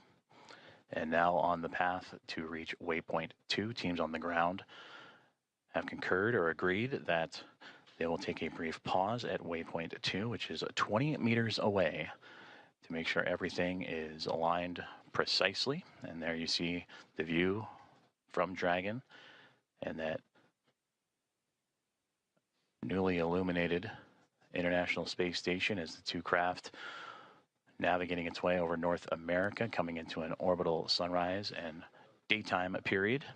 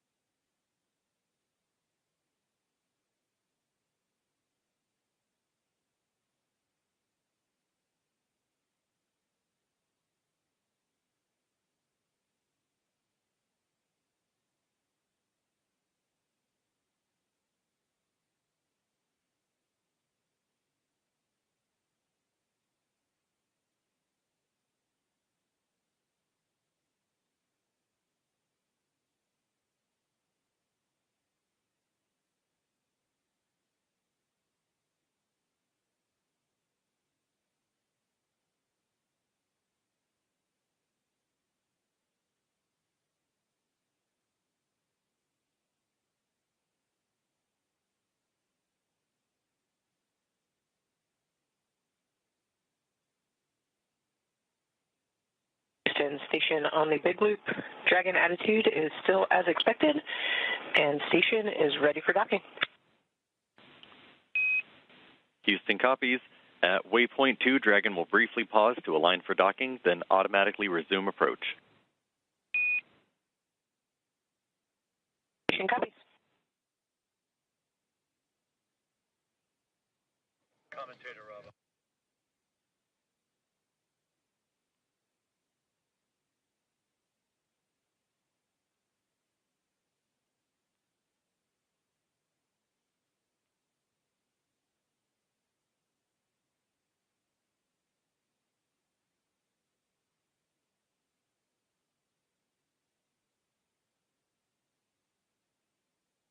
You just heard great communications on the big loop from Station and Dragon, as well as the teams in Houston and in Hawthorne for SpaceX and NASA, as the Dragon Grace spacecraft continuing its approach to the International Space Station, carrying Axiom Mission 4 Commander Peggy Whitson, pilot Shubhanshu Shukla of ISRO, Sławosz Uznański-Wiśniewski of ESA, Dragon and SpaceX Tibor. soft capture ring extension complete. Dragon will continue through waypoint 2 without a hold. Second copies, no hold at waypoint 2, and good rating extension. Great communications there. They were anticipating a brief hold to make sure everything aligns, but Dragon Grace continuing on what has been so far so good. A great rendezvous with the International Space Station. They will proceed to continue past waypoint 2. And you also heard in the communications with NASA astronaut Nicole Ayers, the station ready for docking.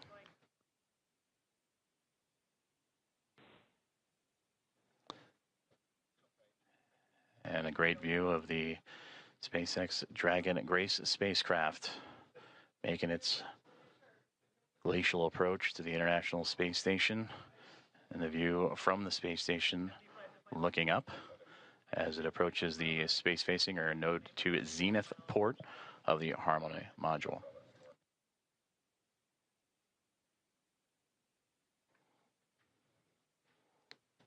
We are about 4 minutes away from the waypoint 2 arrival, which again they are expecting to move right past through without a hold. That is at the 20-meter mark, and proceed right on into docking, a soft capture, and then soft capture ring retraction and hooks to drive.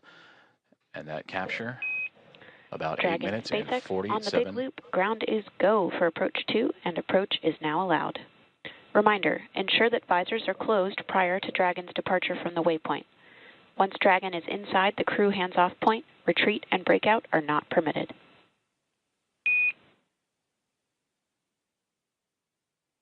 Dragon copies, and we have visors down, and we are go for docking as well.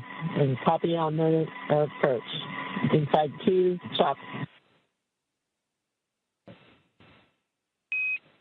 SpaceX copies, visors down, SpaceX crew is go for docking.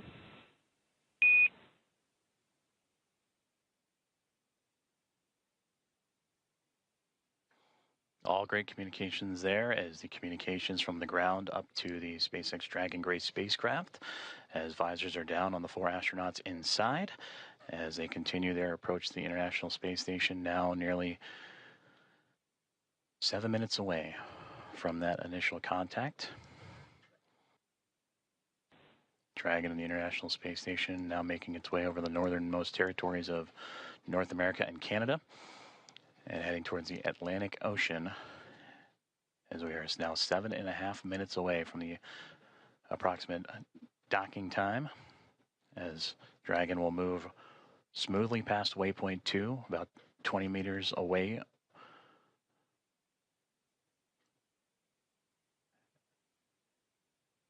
And continuing its fine-tuning and approach, you see little plumes coming off the spacecraft. Again, those are those thruster firings, continuing to inch and adjust the spacecraft towards the orbiting laboratory.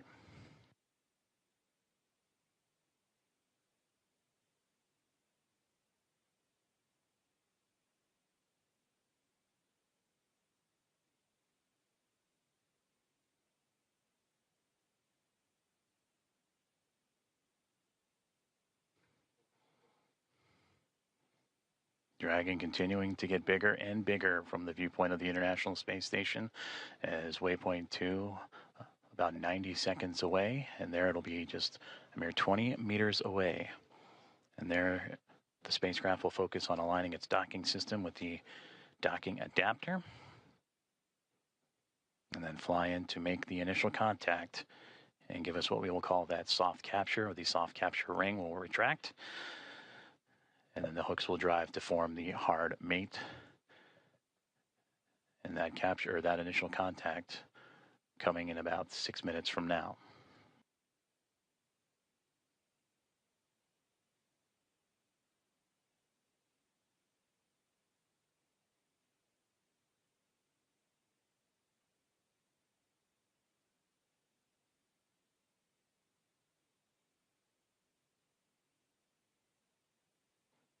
Yes, they have. I can press them. They switch it up.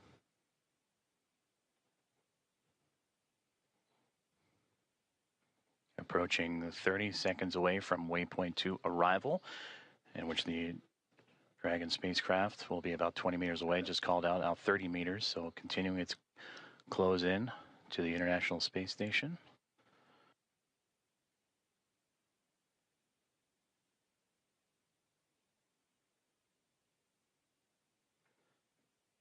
Dragon Grace now 25 meters away.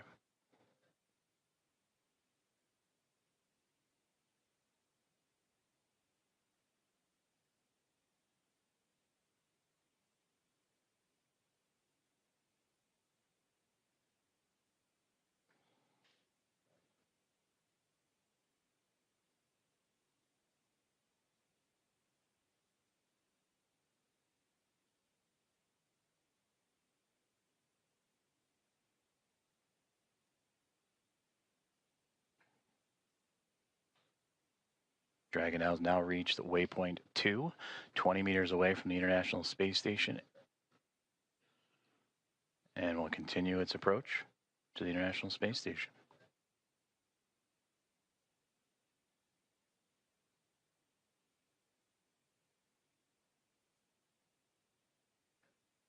And there you can see a great view of that zenith port, that space-facing port on the International Space Station's Harmony module. As the Dragon spacecraft right now sitting at waypoint 2, just 20 meters away.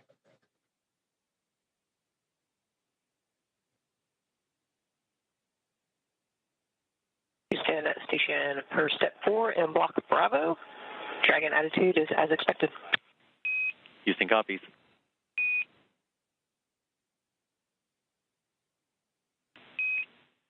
Station Houston on the big loop. Dragon is on final approach and is go for docking. Monitor per steps 5 and 6 and 1.102. Station copies, monitoring for steps 5 and 6.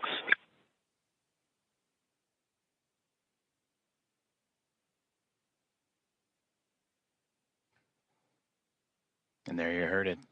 The final steps relayed up to the crew for final approach and docking have been given as we continue to see Dragon Grace spacecraft close the gap between them and the International Space Station.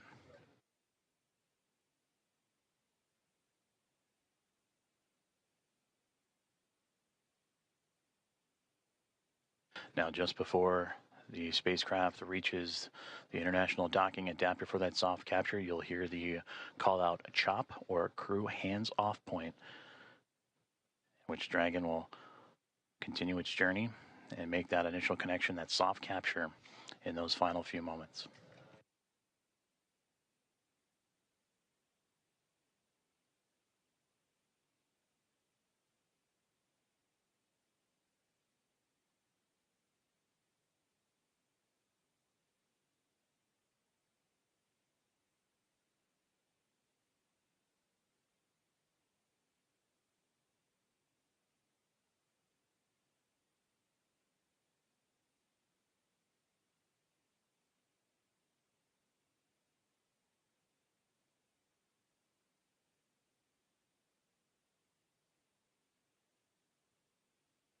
SpaceX Dragon, 10 meters. 10 meters.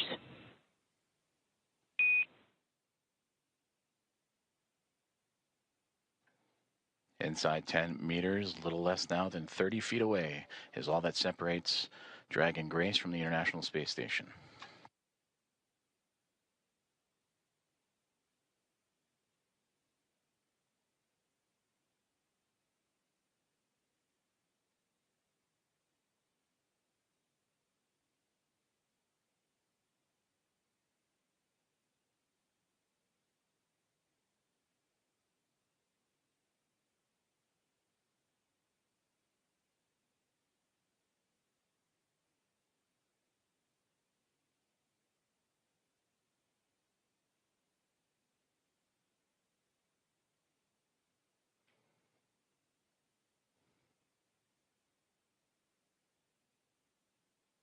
Five meters. 5 meters.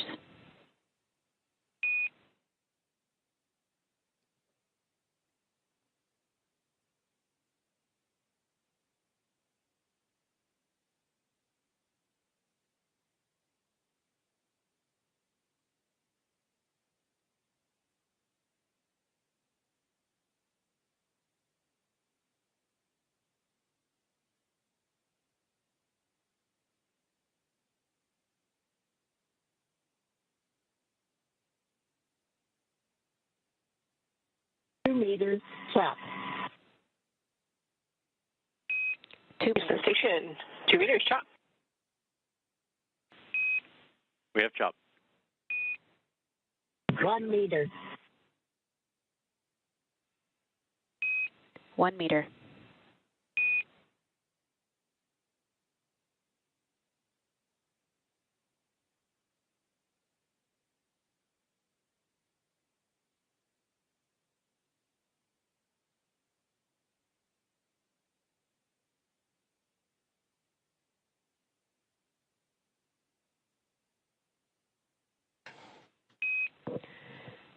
Dragon contact and soft capture complete.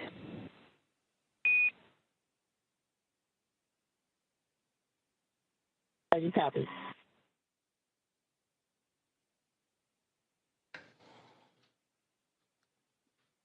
Dragon Grace and the Axiom Mission 4 crew have arrived to the International Space Station at 5:31 a.m. Central Time over the North Atlantic as the two orbiting around the Earth, connecting with the soft capture ring, and now we'll begin the ring retraction to bring the two vehicles closer together, and then the 12 hooks, the two sets of 6, Ring will drive retraction to in form a progress. hard nut.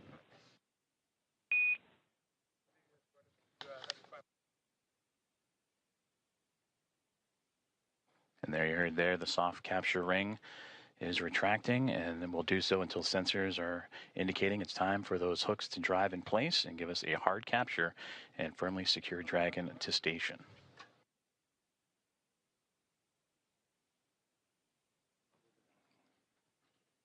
And again, Axiom Mission 4 and its commander Peggy Whitson, pilot Shubhanshu Shukla of ISRO, and mission specialist Sławosz Uznański-Wiśniewski and Tibor Kapu of ESA and Hunor have arrived to the International Space Station with contact at 5:31 a.m. Central, 6:31 a.m. Eastern, as the two were orbiting over the North Atlantic.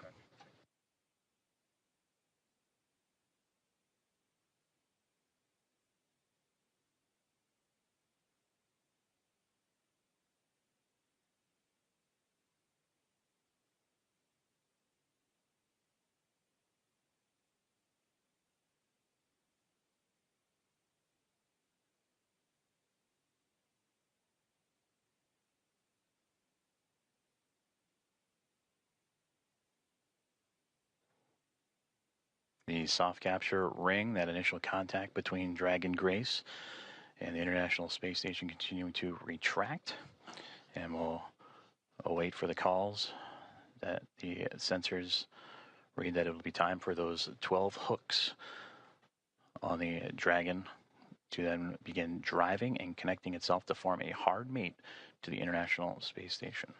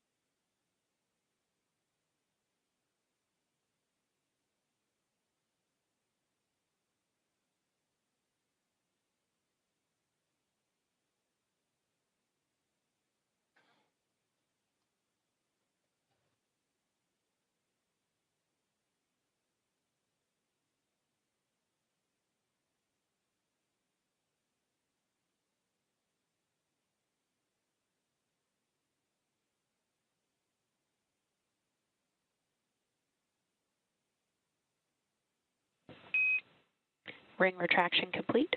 Docking sequence is holding for MCS reconfiguration.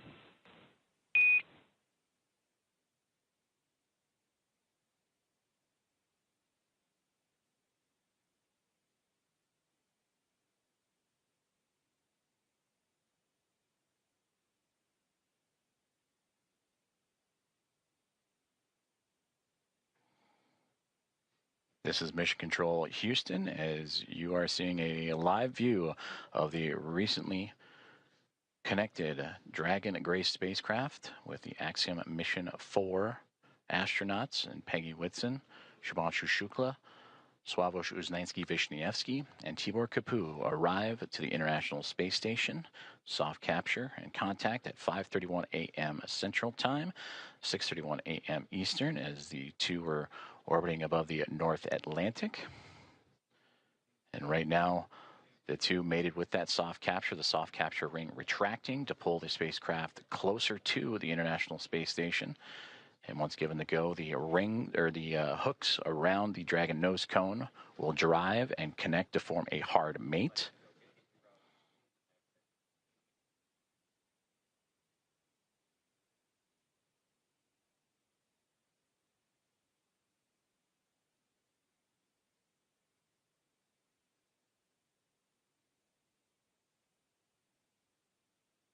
Teams on the ground in both Houston. Station Houston on the big loop. MCS configured, proceeding with hook driving. Station copies. And a great call there. That's the next step in this docking procedure, is the driving of the hooks, the 12 hooks surrounding the nose cone or the nose of the Dragon spacecraft. And we'll monitor those. They'll drive in 2 sets of 6. The first set of 6 right now, they're traveling, and we'll continue to follow along as the docking process continues on.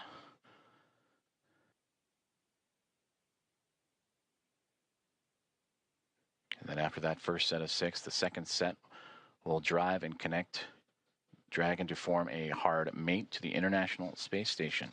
And once the docking is complete, NASA astronauts Anne McLean and Nicole Ayers, who have been monitoring from the International Space Station from the cupola of the Dragon's arrival, it'll be Ayers that'll begin the hatch opening or hatch operations. And that'll start by opening up the main hatch on the Node 2 Zenith section of the Harmony module. That's what you see Dragon connected to. And what's separating that module and the Dragon spacecraft is that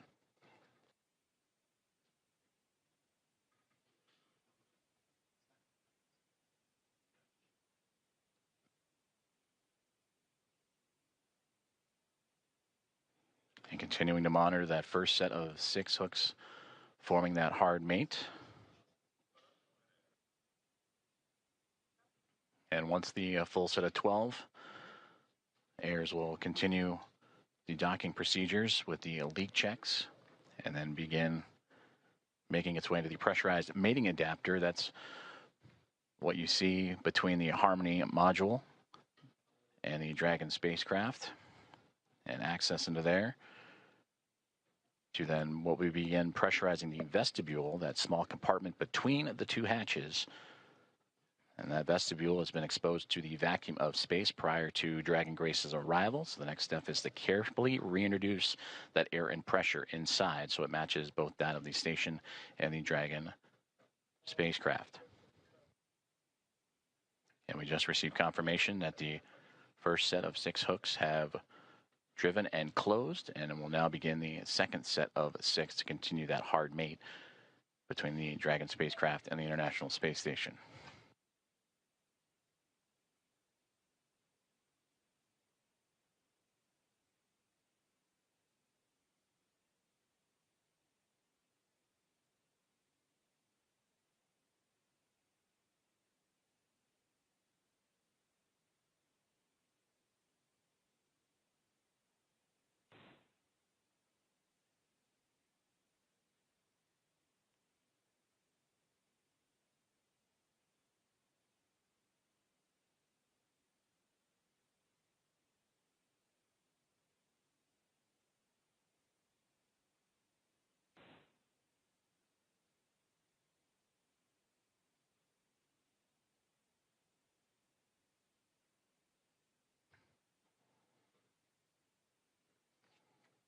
If you are just joining us, this is Mission Control Houston, where Axiom Mission 4 aboard the Dragon Grace spacecraft have connected to the International Space Station at 5:31 a.m. Central Time, currently in the process from soft capture to the hard mate to the orbiting laboratory.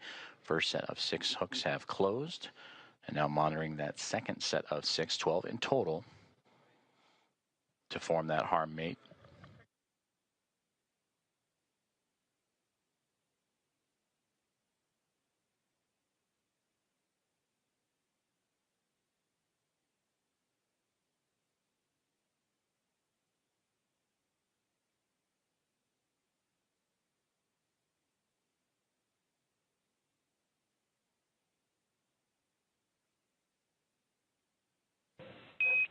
Dragon SpaceX on the big loop, hard capture complete.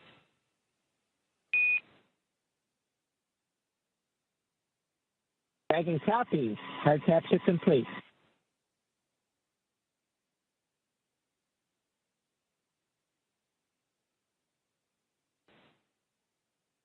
And we just heard confirmation there. All 12 hooks have closed, and that is a hard mate to the Dragon Grace spacecraft and the International Space Station, completing from soft capture to that hard mate.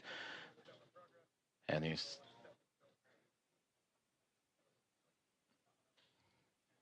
So the soft capture ring retraction in progress, and then it'll be on to establishing umbilical connections between the spacecraft and the International Space Station. That'll allow for the transfer of communications and power through those umbilicals. So we're Dragon, you see that upper portion that's mostly black against the vacuum of space, but that's the solar arrays to provide Dragon power. Once those umbilicals are connected, that power will then be provided by the International Space Station, and communications will have that hardline connection with the umbilicals as well.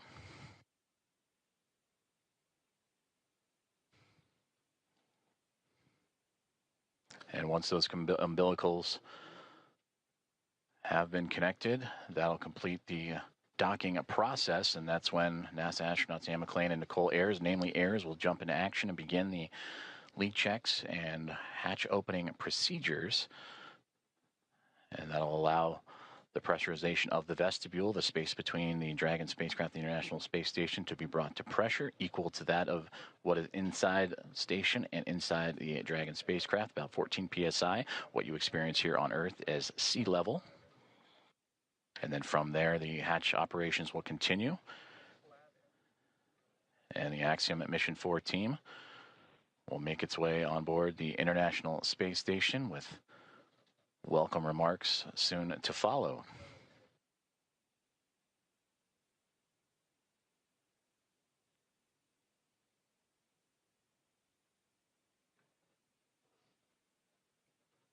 Soft capture ring has now been stowed away, and the umbilicals are in motion again to connect Dragon Grace and the International Space Station, providing that communications, that direct line of communications and power.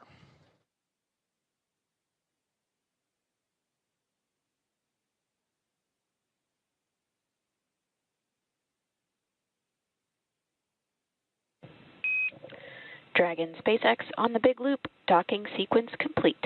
Ground will be enabling hardline power and comm connections shortly. You are go to DOF suits per procedure 4.012 and begin post-docking cabin configuration per 4.400 in parallel. Dragon copies. Docking complete. 4.012 and 4.400 are in work. And Grace is happy to be on Harmony.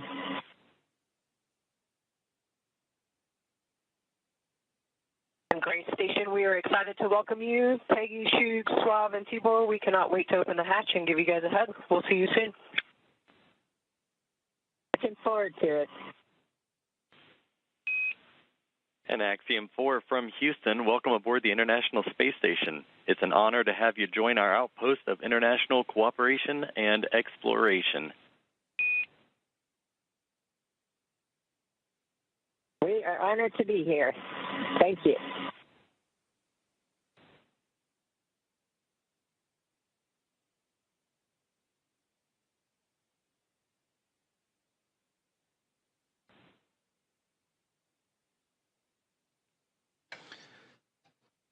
Very exciting moment for all those aboard.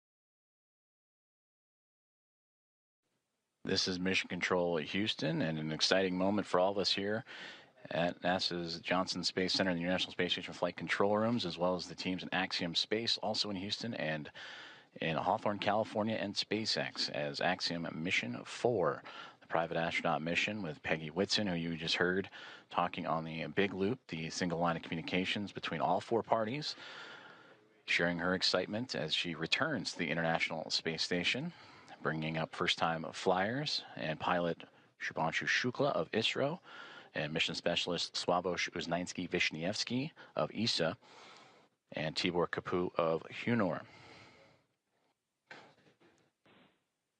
Contact between the two, between Dragon Grace and the International Space Station at 5:31 a.m. Central Time. And now that the hooks have connected, all 12 and umbilicals deployed, providing power and communications. Now the team inside the International Space Station, namely Nicole Ayers, is going to start beginning the hatch opening procedures. And now that we're docked, she will secure some hardware and then move right into those operations. And first we'll open the large hatch at the Node 2 Zenith, or the space-facing port side of the Harmony module, and that's what you see, similar to where that NASA logo is. That's the Harmony module that the pressurized mating adapter is jettisoning up into and connecting to the Dragon Grace spacecraft. And then from there, she'll traverse into that pressurized mating adapter, and we'll begin pressurizing the vestibule, which is that small space between the hatches on Dragon and the space station. And we have talked about this has been exposed to vacuum prior to docking, and we'll need to fill that space with air to make sure that pressure is equal with the atmospheric pressures on Dragon and the International Space Station. Also putting away some hardware in the process, including the docking across.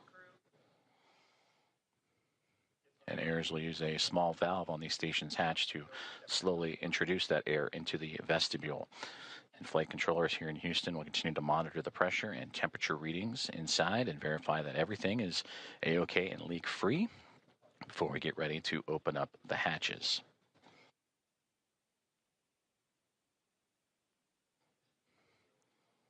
From that capture moment, which again was 5:31 a.m. Central, 6:31 a.m. Eastern over the North Atlantic. It takes roughly about 2 hours to get everything pressurized and checked out before we open up the hatches and welcome in Axiom Mission 4 to the International Space Station.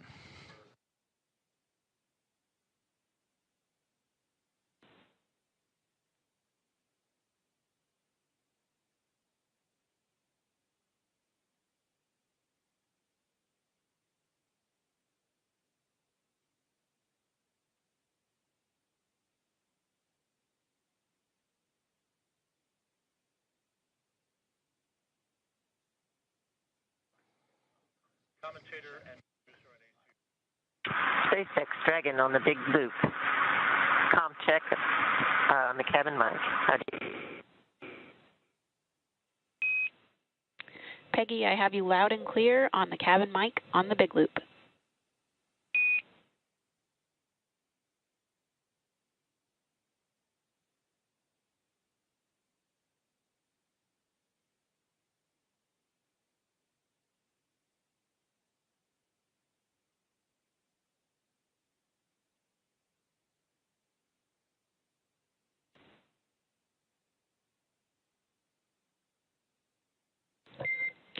Dragon, SpaceX on Dragon aground. That call on the cabin mic actually came over Dragon aground.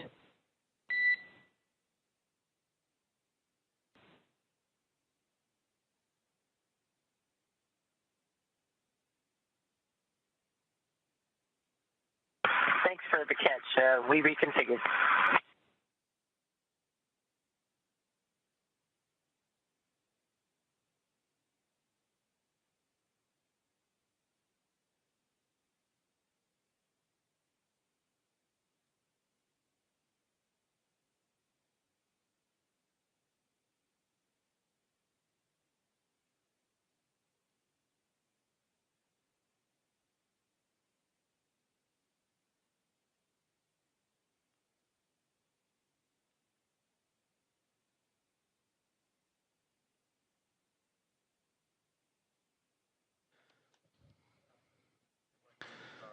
This is Mission Control Houston as we continue to follow along the progress of the contact capture and beginning of hatch opening procedures as Axiom Mission 4 has arrived to the International Space Station with contact at 5:31 a.m. Central Time. The soft capture and ring have been retracted and stowed away. The 12 hooks around the nose, the bulkhead there of the Dragon SpaceX connected to the pressurized mating adapter have latched on to create the hard mate. The umbilicals have been extended to allow for Dragon to run on power and communication lines provided by the International Space Station. And now looking at approximately 8:35 a.m. Central Time for welcome remarks, and shortly after the Axiom Mission 4 team make their way through the hatchway and into the International Space Station.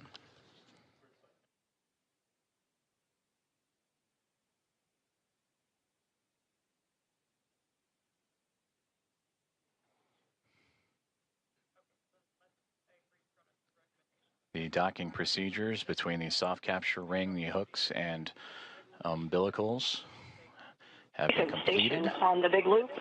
Node 2 overhead hatch is open. Houston copies.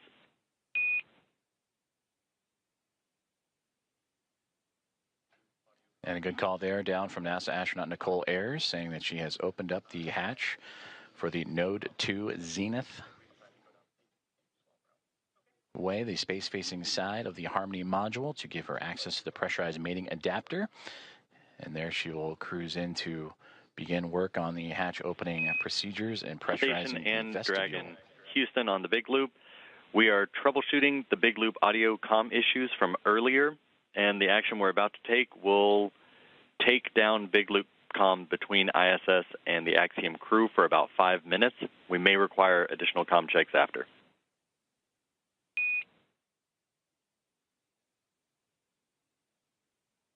Station copies.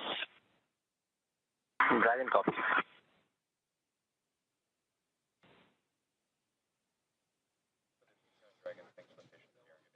Communications there on the big loop between the teams here in Houston and up to the International Space Station as they troubleshoot some communications, and the big loop that you have been hearing that have connected everyone here inside of Mission Control Houston and the International Space Station Flight Control Room, those aboard the space station and inside the SpaceX Dragon Grace spacecraft, and the teams in Hawthorne, California, those 4 parties, that's the big loop.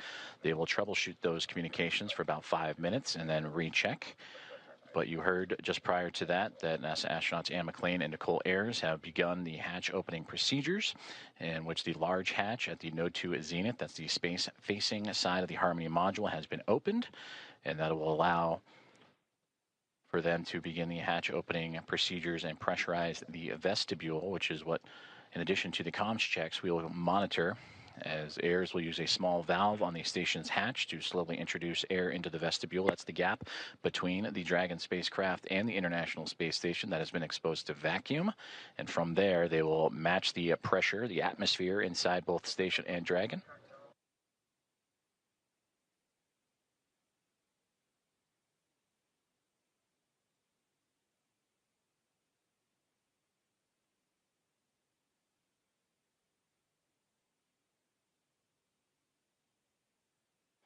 And this procedure for hatch opening usually takes about 2 hours or so to perform leak checks and make sure every connection and everything is safe and sealed. On the big loop. In step 2.4, the time is 10:56. The APAS equalization valve is back closed.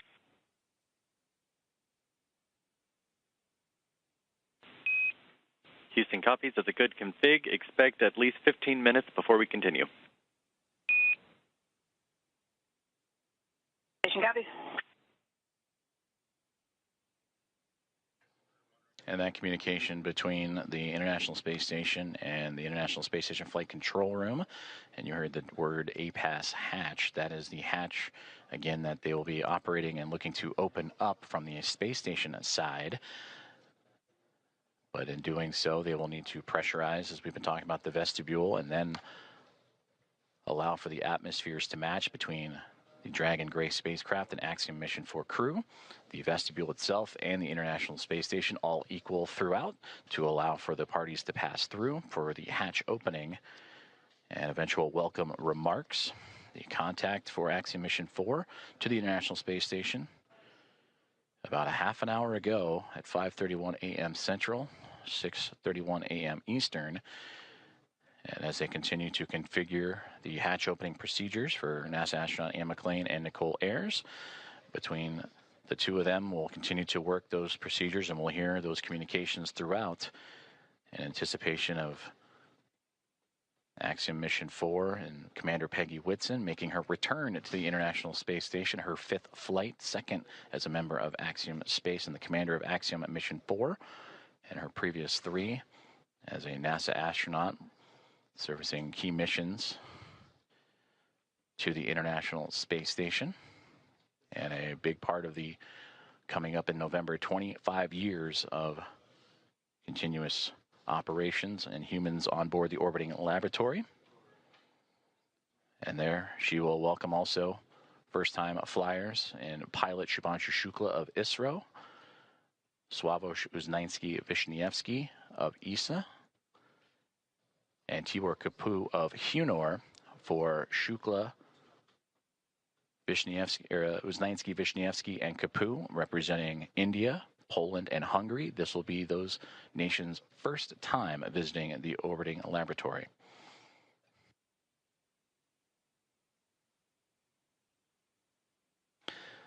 And with that, from Axiom Mission 1 through Axiom Mission 4, the International Space Station will have welcomed 14 different private astronaut crew members representing 11 different nations, showing how private astronaut missions truly expand access to the International Space Station for more nations, people, and opportunities.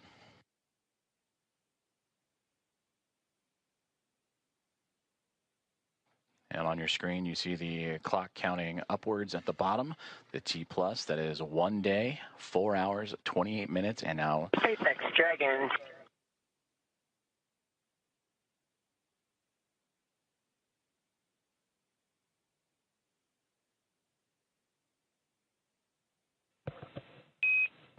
Dragon SpaceX on the big loop.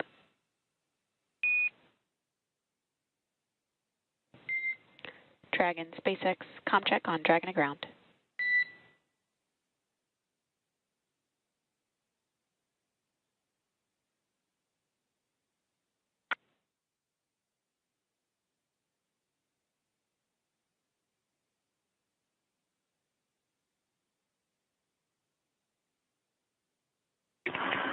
SpaceX Dragon from the cabin mic on Dragon to ground. Peggy, I'm with you on Dragon to ground.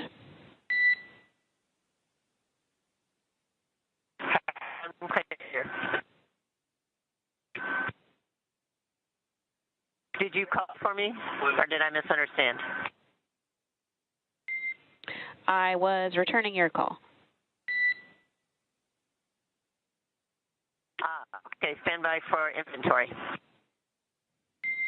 Copy, standing by.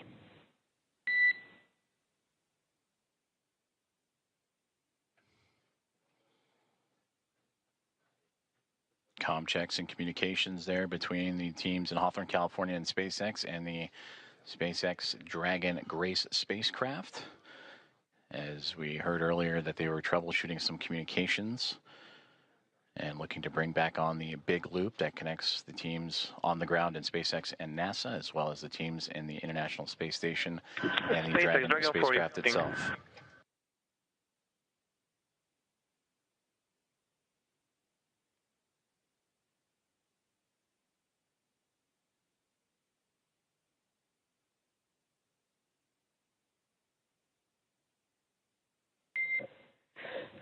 SpaceX Dragon 4 inventory reporting on Dragon to ground. And I'm with you on Dragon to ground. We are about to enter a LOS period for about 4 minutes, so we'll need to stand by.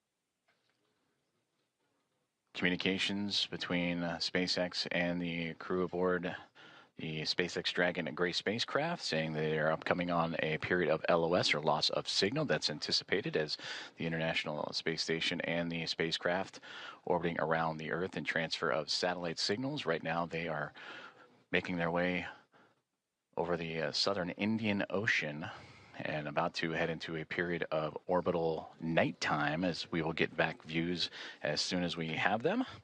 And again, the spacecraft carrying Axiom Mission 4 and the 4 private astronauts contact with the International Space Station at 5:31 a.m. Central Time, and expected to continue with hatch opening procedures as they have already driven the hooks, connected the umbilicals for power and communications, and NASA astronauts Nicole Ayers and Ann McLean working on those hatch opening procedures as we speak. And that will allow the crew to make its way from Dragon into the International Space Station, going from a crew of 7 aboard the orbiting laboratory to a crew of 11. And that'll be followed by welcome remarks at approximately 8:35 a.m. Central Time, 9:35 a.m. Eastern Time. Certainly an exciting moment for all of us here in Mission Control, but we want to check back in with our team over in Hawthorne as Axiom Mission 4 has arrived to the International Space Station. For as many times as we have had the privilege of supporting crews headed to and from the International Space Station, I'm certain that it is an incomparable experience. Something that unless you're on board, you can't possibly understand what it really feels like. Paul, and I'm confident that you and I cannot do it justice even attempting to tell everyone joining us today about it.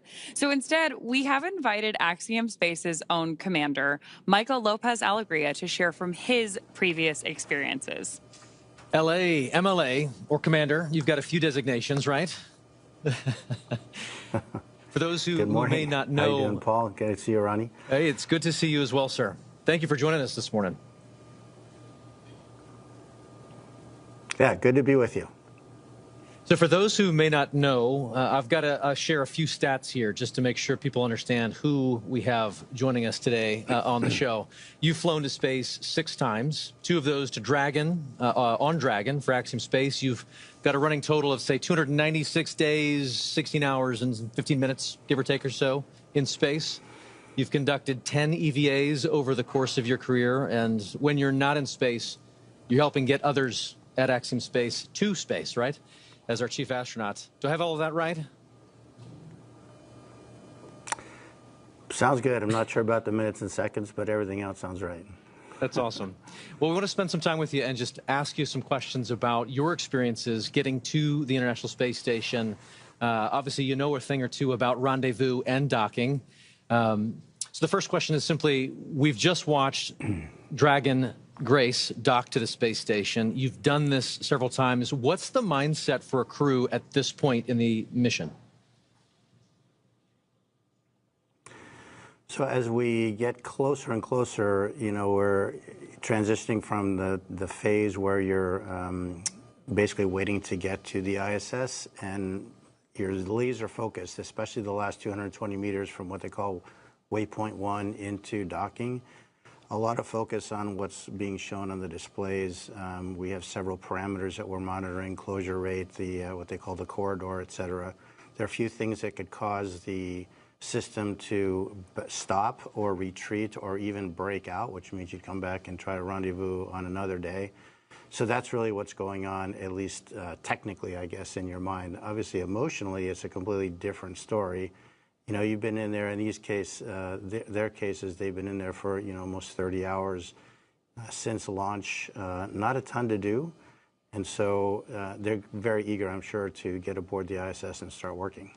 So for you, on your missions, say AX1 and AX3, what was this moment of the anticipation of the hatch opening? What was that like for you and your crew? You know, like a lot of spaceflight, it's very busy, and you're trying to juggle a couple of different emotions. I mean, obviously, one is you've got a lot to do. They're getting out of their suits. They're putting on their flight suits to get across. They've got some reconfiguration of the onboard systems to take care of. So on that plane, you're sort of focused on the task at hand. But secondarily, you're thinking, again, a lot about, what it's taken to get here, what is this going to be like when I float aboard the ISS for the first time. So there's an emotional component that is also pretty strong. A lot going on. So backing up even further, before you get to that kind of emotional moment of crossing the threshold, tell me a little bit more about the journey to get to that point. We, on this end, get to see launch, ascent, and then spacecraft separation. But after that, as you mentioned, you're kind of on your own. What are some of the hallmarks of your transit up to the station?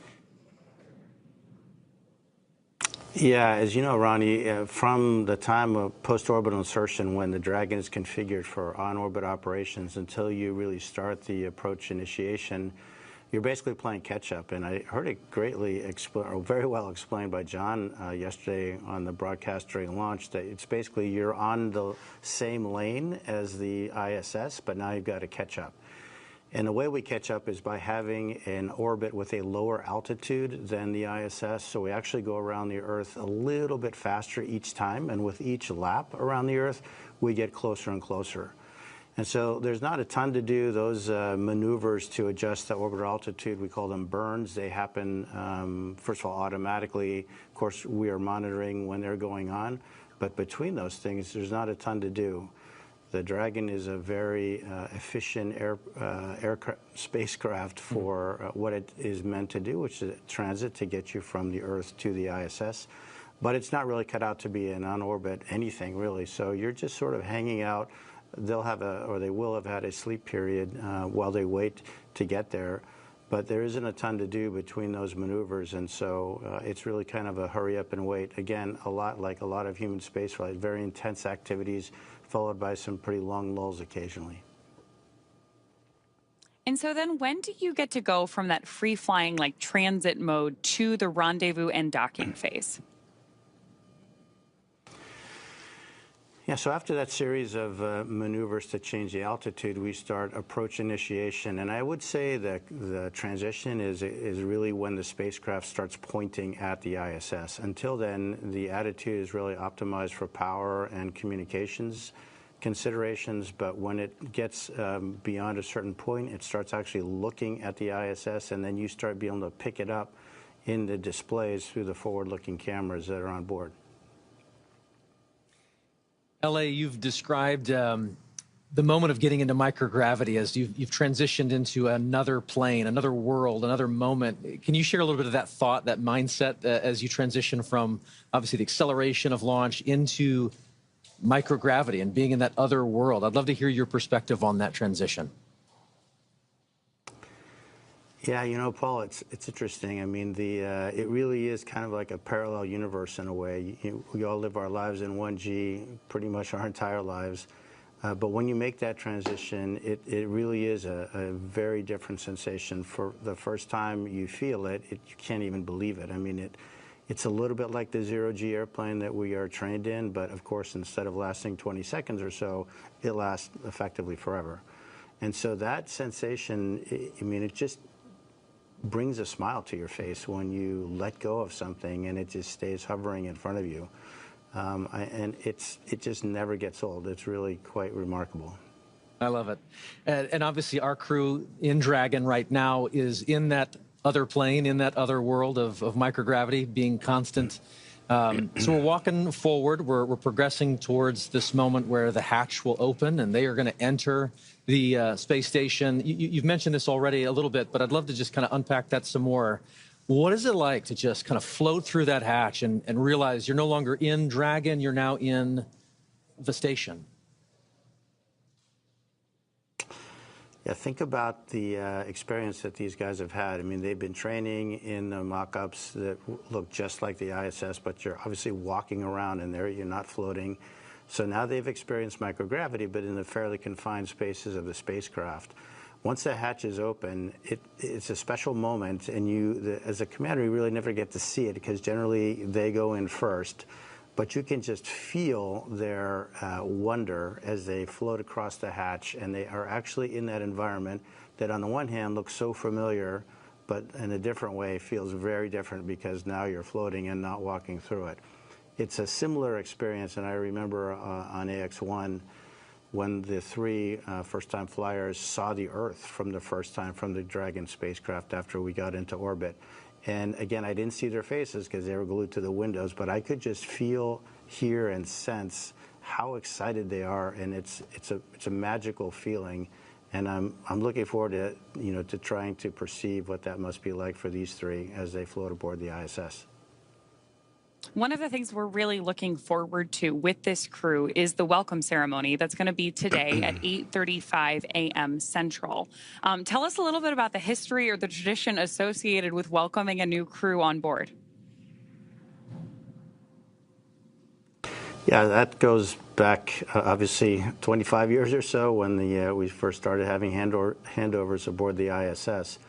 But recently what we've done is added a pinning ceremony to that, and that is where Peggy, as a commander, will provide astronaut pins to the three new flyers, Shuk, Sław, and Tibor. And those pins will have a number associated with them, which is the number of orbital astronaut they are. So they will be the 634th, 35th, and 36th humans to have orbited the Earth in the history of humanity. So when you think about it, it's a pretty small number considering humans have been around quite a while. But it's pretty nice, and of course, to be greeted by the onboard crew, all 7 of them, lots of hugs, lots of different languages being spoken, and a lot of smiles. And so then after you have this great welcome moment, sharing all of that across different cultures, different teams, how quickly do you transition then to working together on station? Pretty quickly. You really have to hit the ground running. There are a few safety things that we go through with the ISS commander where they'll tell us some things that, of course, they have learned in the mock-ups again, but now this is for real. These are where things are located. This is what we expect you to do if this or that goes wrong. And then really it's off to work. We start transferring a lot of cargo out of the ISS. Most of that will be to support various scientific experiments that we're bringing on board. And then our lives get ruled by what we call the Optimus Viewer, which is basically a moving map of your schedule from the time you wake up to the time you go to bed. And it's pretty hectic. You've got, in this case, 14 days to get a lot of stuff done. Every detail is pre-programmed by the teams on the ground working with NASA. And we really have an effort to try to maintain that pace. Obviously, it takes a bit of time to get accustomed to floating around. Even though they've been in zero-G for over a day, they haven't been in zero-G in such a big open space. And so moving around, you've heard the term or the phrase slow is smooth and smooth is fast. They definitely will be practicing that. So there's a little bit of time for adaptation. There's quite a bit of time with the safety briefings that I mentioned. But after that, it's looking at Optimus Viewer and really getting started. LA, you've just mentioned that schedule is full and you jump right on into it, trying to stay ahead of that red line in that Optimus map you mentioned. But I'm curious, just looking back at AX-3, your previous mission, what were some of the highlights for you personally on board the space station? We've learned a lot since AX-1 and the progression through AX-3, and I think one of the things we learned is that we really need to focus the commander's time on being available to the other crew members. So I would say one of the most gratifying things is giving them the time and space to sort of inhale, exhale, think about what they're doing, and take their time, because really the planners have done a great job fitting all of these activities into these 14 days, and there is enough time to do it. It doesn't do anybody good to get flustered and upset. You just go one step at a time, and then letting them have a little bit of time to look out that window, because that is a view that is spectacular and unforgettable. I think my advice to the crew would be, you have a huge responsibility. Your families, your colleagues, your space agencies, your nations are really counting on you. But at the same time, try to enjoy it. Try to really soak this in. This is generally a once-in-a-lifetime opportunity. And again, it's that balance between, you know, sort of the focused, hard nails, technical work, and trying to really absorb the emotional experience, which is obviously very unique. Unique indeed. You just mentioned there that there's lessons to be learned that you share out with each of the crew members. And I know that you got a chance to do that with this crew ahead of their launch, I believe, in quarantine. So I'm curious if you could share some of those lessons learned with us. If you were preparing to take us up next, what would you share with us? Well, the good news is that, you know, Peggy has done this a time or two herself, and her crew will probably be as ready as anyone that you can imagine. So my time with this crew was pretty short and pretty informal because of A, her experience, and B, the training that, as I mentioned, has evolved since AX1 to the point that I think we have it pretty well suitcased in terms of what to train, what not to train, and how much of each. Again, my advice to them is try to absorb it, try to be as cognizant of what's going on, because it is that parallel universe, again, that's hard to get to. And the more of that you can sort of soak away in the recesses of your mind, the better. Because I'm quite convinced that this crew in particular is extraordinarily well trained, and they'll have no issue getting through their timeline and all their activities that they have to do. I just want them to think about the stuff that they can do and take advantage of the amazing experience that they're having. Commander, thank you so much. We truly could spend the next hour talking space with you. Thank you for sharing your time and your perspectives with us this morning. You bet. It's been a pleasure. All the best. Thank you. You too. With that, we're very excited to hand the ball back over to NASA Johnson Space Center, where we're going to get a further update on the progress on board station and our AX4 crew. Joseph? Thank you very much, Ronnie and Paul. We appreciate it, and great interview there with Michael Lopez Alegria.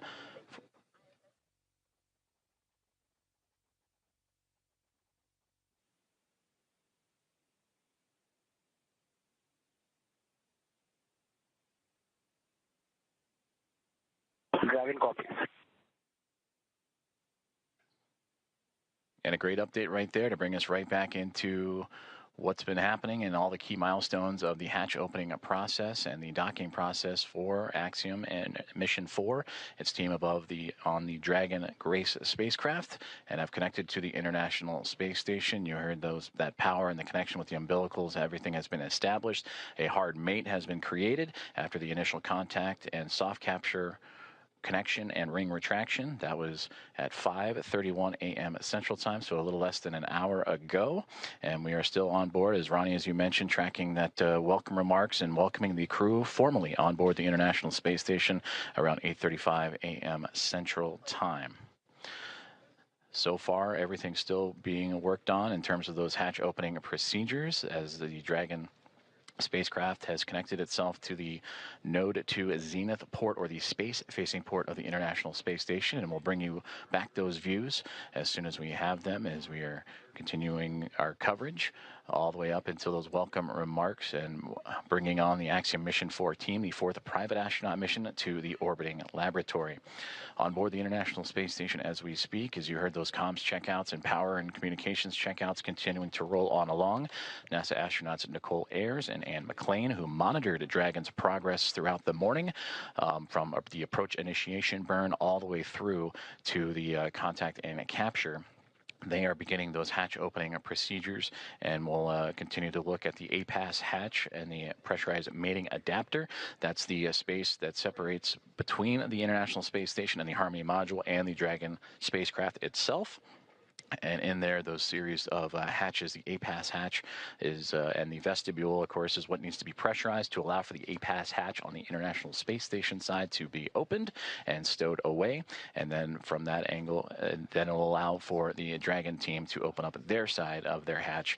And once the pressure is equal between Dragon, the vestibule, and the International Space Station, that'll allow for the crew to come on board the orbiting laboratory and bring the crew, the Expedition 73 crew, which right now is a crew of 7, and welcome in their guests, Axiom Mission 4, and bring up the total to 11.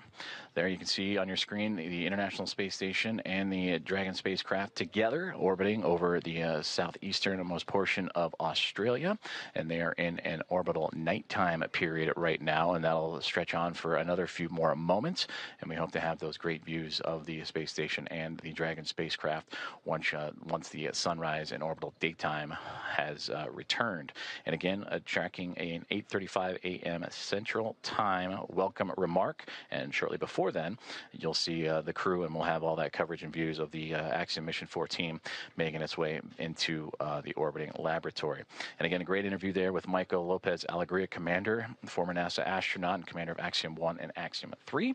And the ISS, the International Space Station, ready to welcome in Peggy Whitson, a former NASA astronaut, on her 5th flight, second with Axiom as commander of Axiom 2 and now of Axiom Mission 4, and bringing in pilot Shubhanshu Shukla of ISRO, Sławosz Uznański-Wiśniewski of ESA, and Tibor Kapu of Hunor, each representing India, Poland, and Hungary respectively. It'll be the first time that those 3 nations have been on board the International Space Station. And that'll bring 14 different private astronaut crew members representing 11 different nations to the orbiting lab, showcasing the strength of private astronaut missions and how it expands access to the International Space Station and low Earth orbit for more nations, people, and opportunities. So we continue to follow along with the hatch opening procedures that Nicole Ayers and Anne McLean of NASA each working diligently through, and we'll continue to provide updates as they arrive. During that interview, we did hear that there was some troubleshooting that they were working on the big loop that has since been resolved. So we should hear communications on that big loop that connects both the Dragon spacecraft, the International Space Station, and the teams on the ground here inside of Mission Control Houston and the International Space Station Flight Control Room at NASA's Johnson Space Center, and well, the teams in Hawthorne, California, and the Mission Control Room at SpaceX.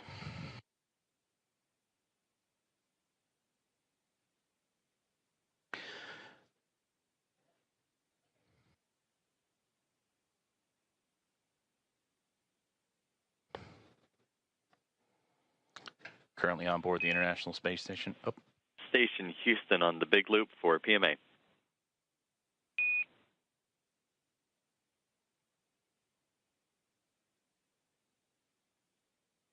Houston Station, go ahead on the big loop. Hey, we're about to get you into your next activity, but in the meantime, would you mind setting up a video of the PMA so that we could watch the crew ingress? You can use the Node 2 Camera 1 or Camera 2. That doesn't work. Thank you.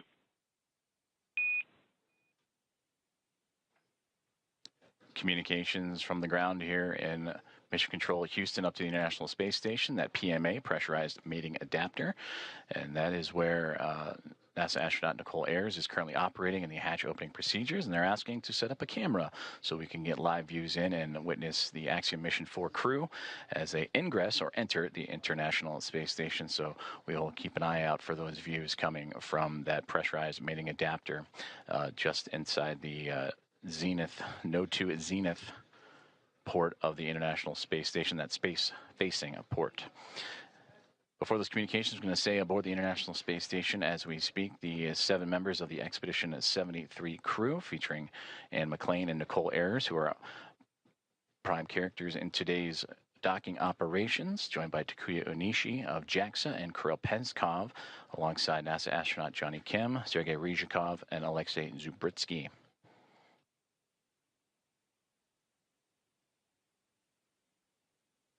You heard during the interview with Michael Lopez Alegria some of those key milestones and celebratory moments that he celebrated in his time as the commander of Axiom at Mission 1 and Axiom Mission 3 earlier, bringing those first-time flyers in Shubhanshu Shukla, Sławosz Uznański-Wiśniewski, and Tibor Kapu into microgravity for the very first time. The International Space Station also featuring first-time flyers Nicole Ayer and Kirill Peskov, alongside with Johnny Kim and Alexei Zubritsky for Ayers and Peskov. They recently just celebrated their 100th day in orbit this past Monday. You actually have both Node 2 cameras on. You guys are welcome aboard. Fantastic. Those are great views. Thank you.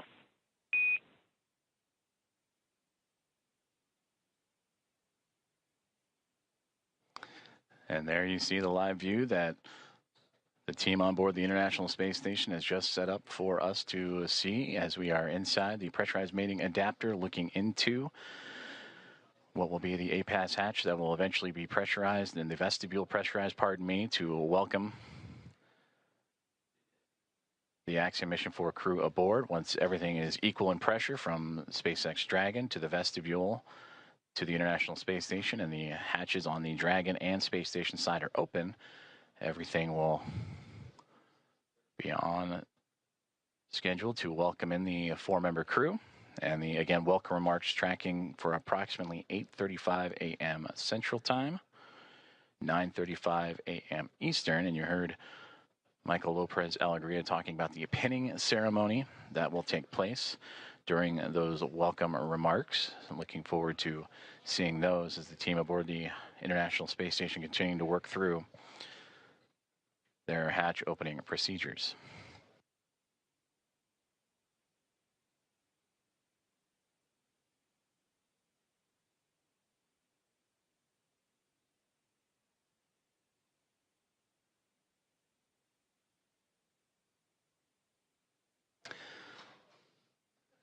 Since launching from Launch Complex 39A and NASA's Kennedy Space Center yesterday morning at 1:31 a.m. Central, 2:31 a.m. Eastern, the Axiom Mission 4 crew above the newly named Dragon SpaceX Grace spacecraft have tracked down the International Space Station through a stair-stepping procedure of multiple burns that occurred from just moments or a few moments after launch up until the early morning hours today, to allow them to catch up to the orbiting laboratory and set up for the final approach and docking, and that contact with the orbiting laboratory at 5:31 a.m. Central Time. And from that point on, it takes about 2 hours or so to allow for the hatch opening and hard mating procedures to be complete, umbilicals to be run, power and communications to be connected. And once everything is set, that's where you'll begin to see the hatch opening procedures and lead up to those welcoming remarks.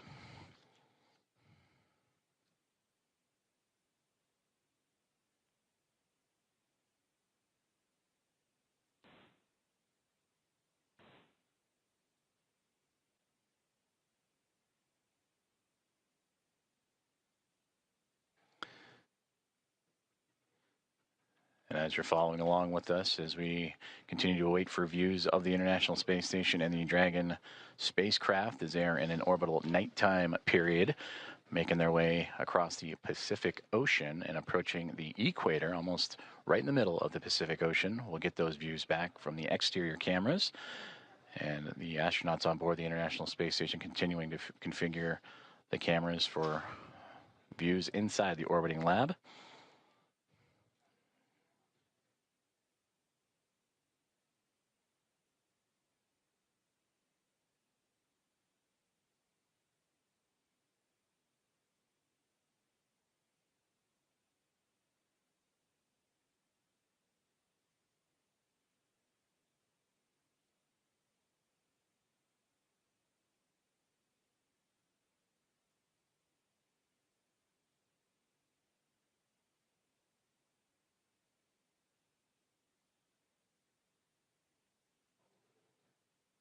If you are just joining us, you are watching live coverage of the docking of Axiom Mission 4 to the International Space Station, the 4th private astronaut mission to the orbiting lab and the first since January of 2024. Docking has occurred And that was exactly an hour ago, 5:31 a.m. Central, 6:31 a.m. Eastern.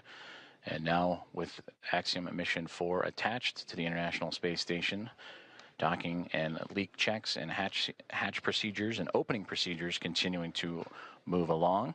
The crew aboard the SpaceX Dragon Grace spacecraft going through their procedures, as well as the 7 members of the Expedition 73 crew who are in the middle of their workday, and namely NASA astronaut Nicole Ayers and Anne McLean, who oversaw today's approach monitoring from the cupola of the International Space Station, that window to the world that you see so many wonderful views from. And Nicole Ayers currently working in the space-facing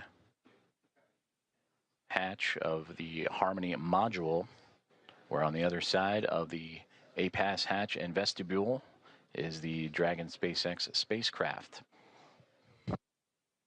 Ayers will use a small valve on that station's hatch to slowly introduce air into the vestibule. That's the space between the Dragon spacecraft and the International Space Station. That area has been exposed to vacuum of space, so that needs to be brought up to 1 atmosphere, or about 14 psi, what we know here on Earth as the pressure at sea level. And the flight controllers here in Houston will continue to monitor that pressure and temperature readings inside and verify that everything is leak-free before we go ahead and open up the hatches.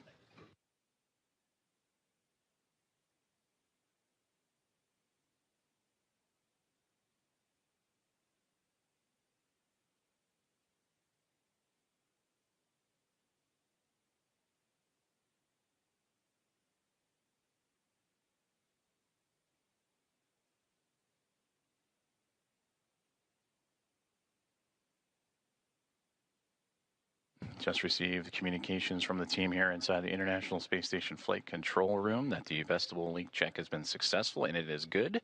So they will continue to move forward with the hatch opening procedures. And again, you heard in the interview with Michael Lopez Alegria, slow is smooth, smooth is fast, as these teams making sure everything is sealed up and safe as they continue through hatch opening procedures.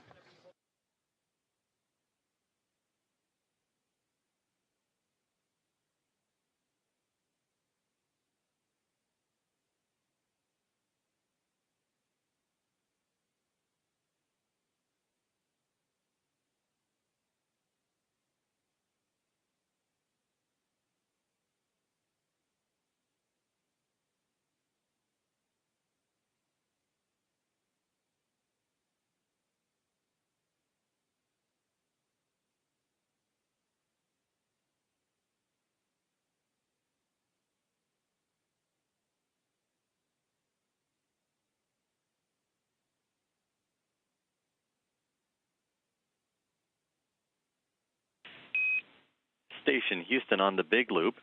We are doing some more troubleshooting for the C2V2 audio issue, so Big Loop is going to be down for another 5 minutes. In the meantime, you are go to pick up in step 3.1 of 2.102, and NASA TV should be available on VME TV now.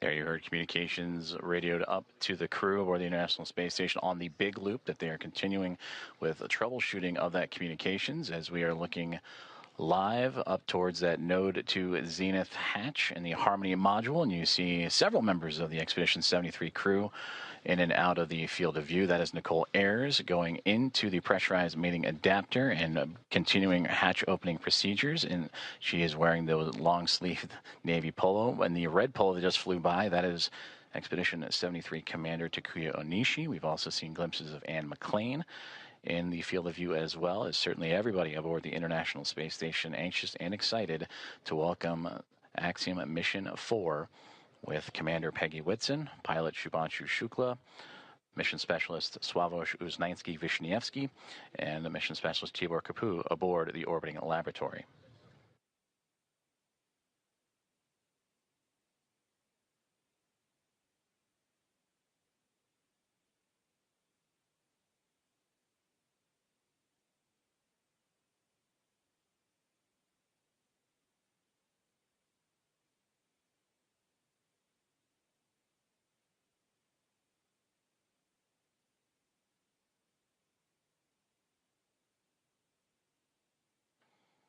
This is Mission Control Houston. If you are just joining us, you are following along with live coverage of the docking and soon-to-be hatch opening and welcome remarks of Axiom Mission 4 to the International Space Station.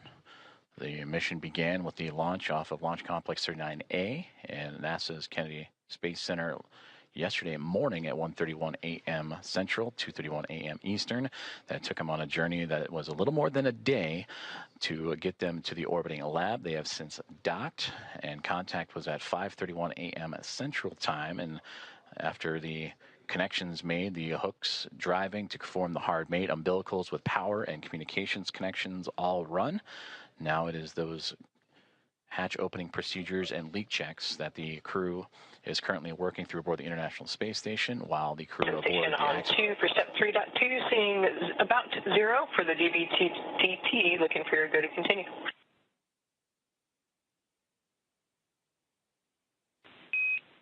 We see the same. You're good to proceed.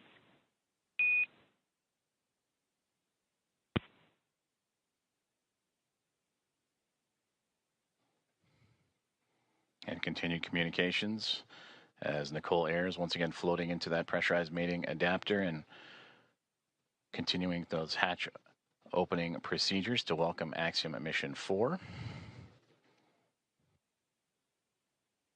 The target welcoming remark ceremony time, 8:35 a.m. Central. So a little more than 2 hours from now as leak checks and pressurization checks continue on before the APAS hatch and the vestibule and all procedures can be completed.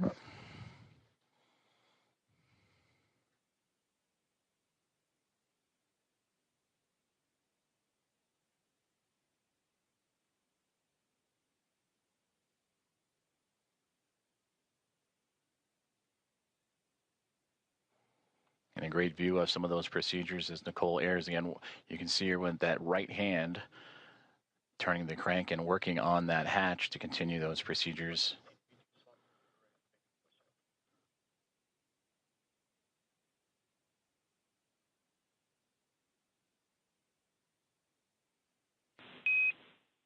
Dragon, station, this is Houston on the big loop for comm checks.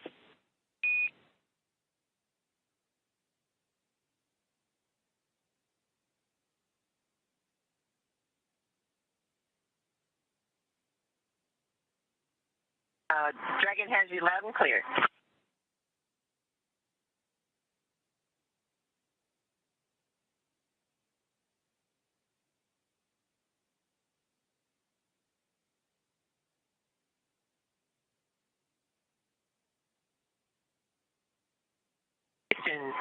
Dragon on the big loop. We have you loud and clear. And Dragon, we read you the same.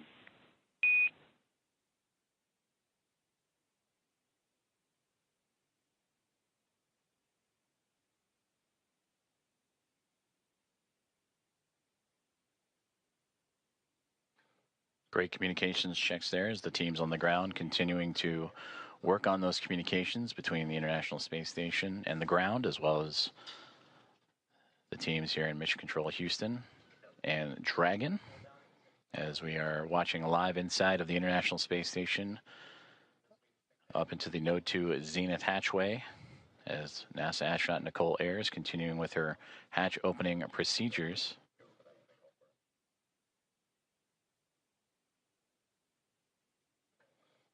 Docking of Axiom Mission 4 to the orbiting laboratory occurred about an hour and 10 minutes ago at 5:31 a.m. Central, and since then the crew crews for both station and inside Dragon have been going through those procedures and making sure everything is as it needs to be, including the proper leak checks and stowage from both perspectives, before continuing on with hatch opening procedures and welcoming remarks. We'll continue to provide updates, and you'll hear calls on the big loop of all four parties: NASA's Mission Control and the International Space Station Flight Control Room, SpaceX in Hawthorne, California, and the teams and the Expedition 73 crew aboard the International Space Station, and Axiom Mission 4 aboard the Dragon and Grace Dragon Houston spacecraft. On the big loop. Stand by for hardline audio config.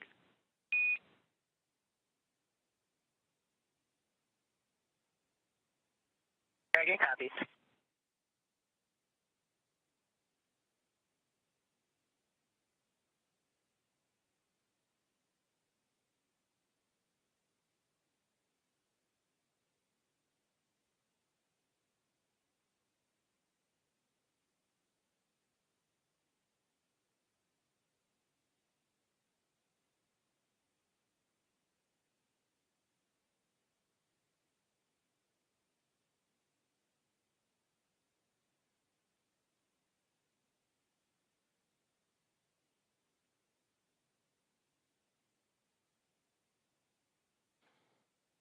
Also a part of these procedures, and once hatch opening continues to move along, the crews will install IMV ducting to help mix the air of the space station environment with the air inside of Dragon and seal up some of those lithium hydroxide cartridges that scrub the carbon dioxide inside of the Dragon spacecraft.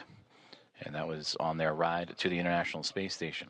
They'll also check some vent valves as we go, and maybe need a little bit more time on board, but these last final checks are crucial to make sure everything is good to go, since it will remain docked to the International Space Station for nearly 2 weeks.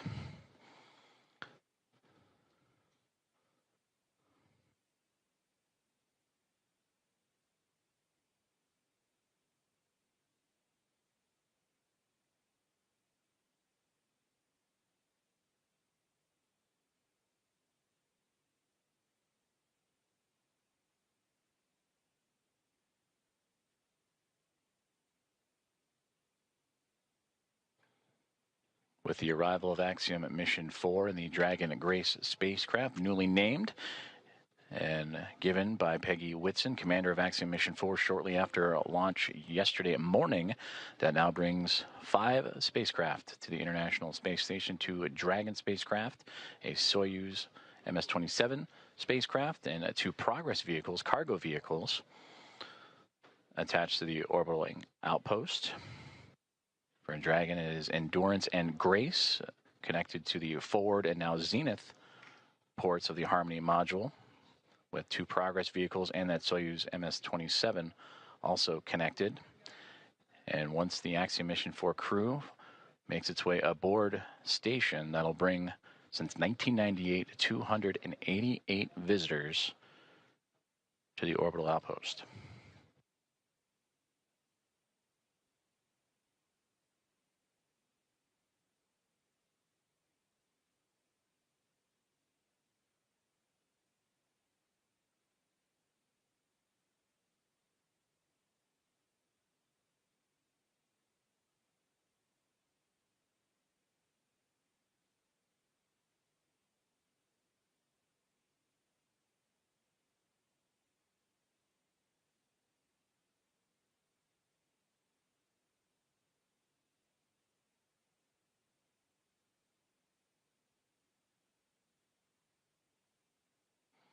Nicole Ayers, NASA astronaut, has returned to inside the pressurized mating adapter and working on the APAS hatch and hatch opening procedures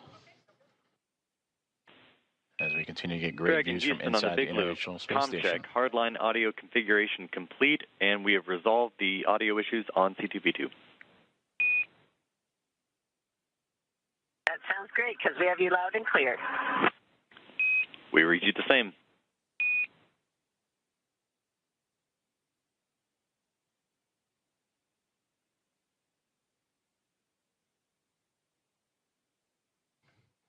And that was a good communications checkout from the teams on the ground up to Dragon Grace. on the C2V2 line, common communications for visiting vehicles, and that communications line connecting all parties.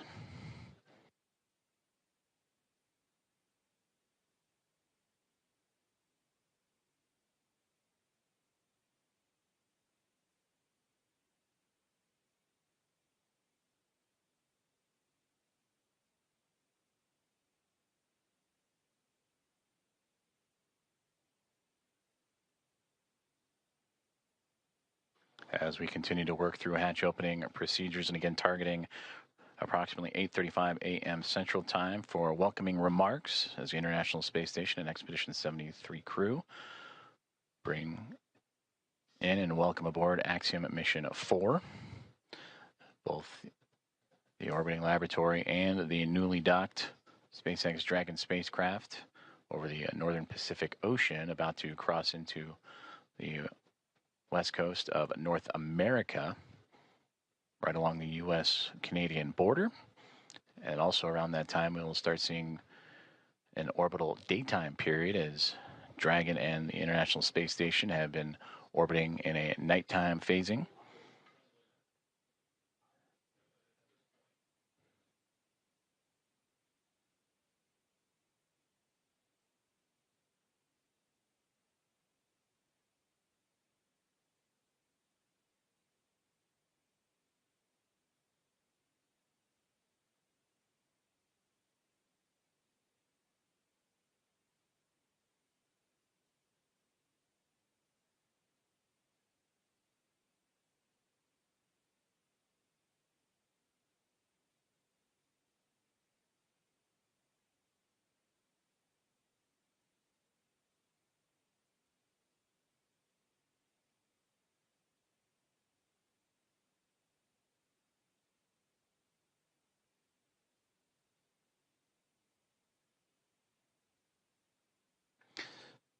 Currently experiencing a satellite handover period, and we'll continue to bring you the live views from the International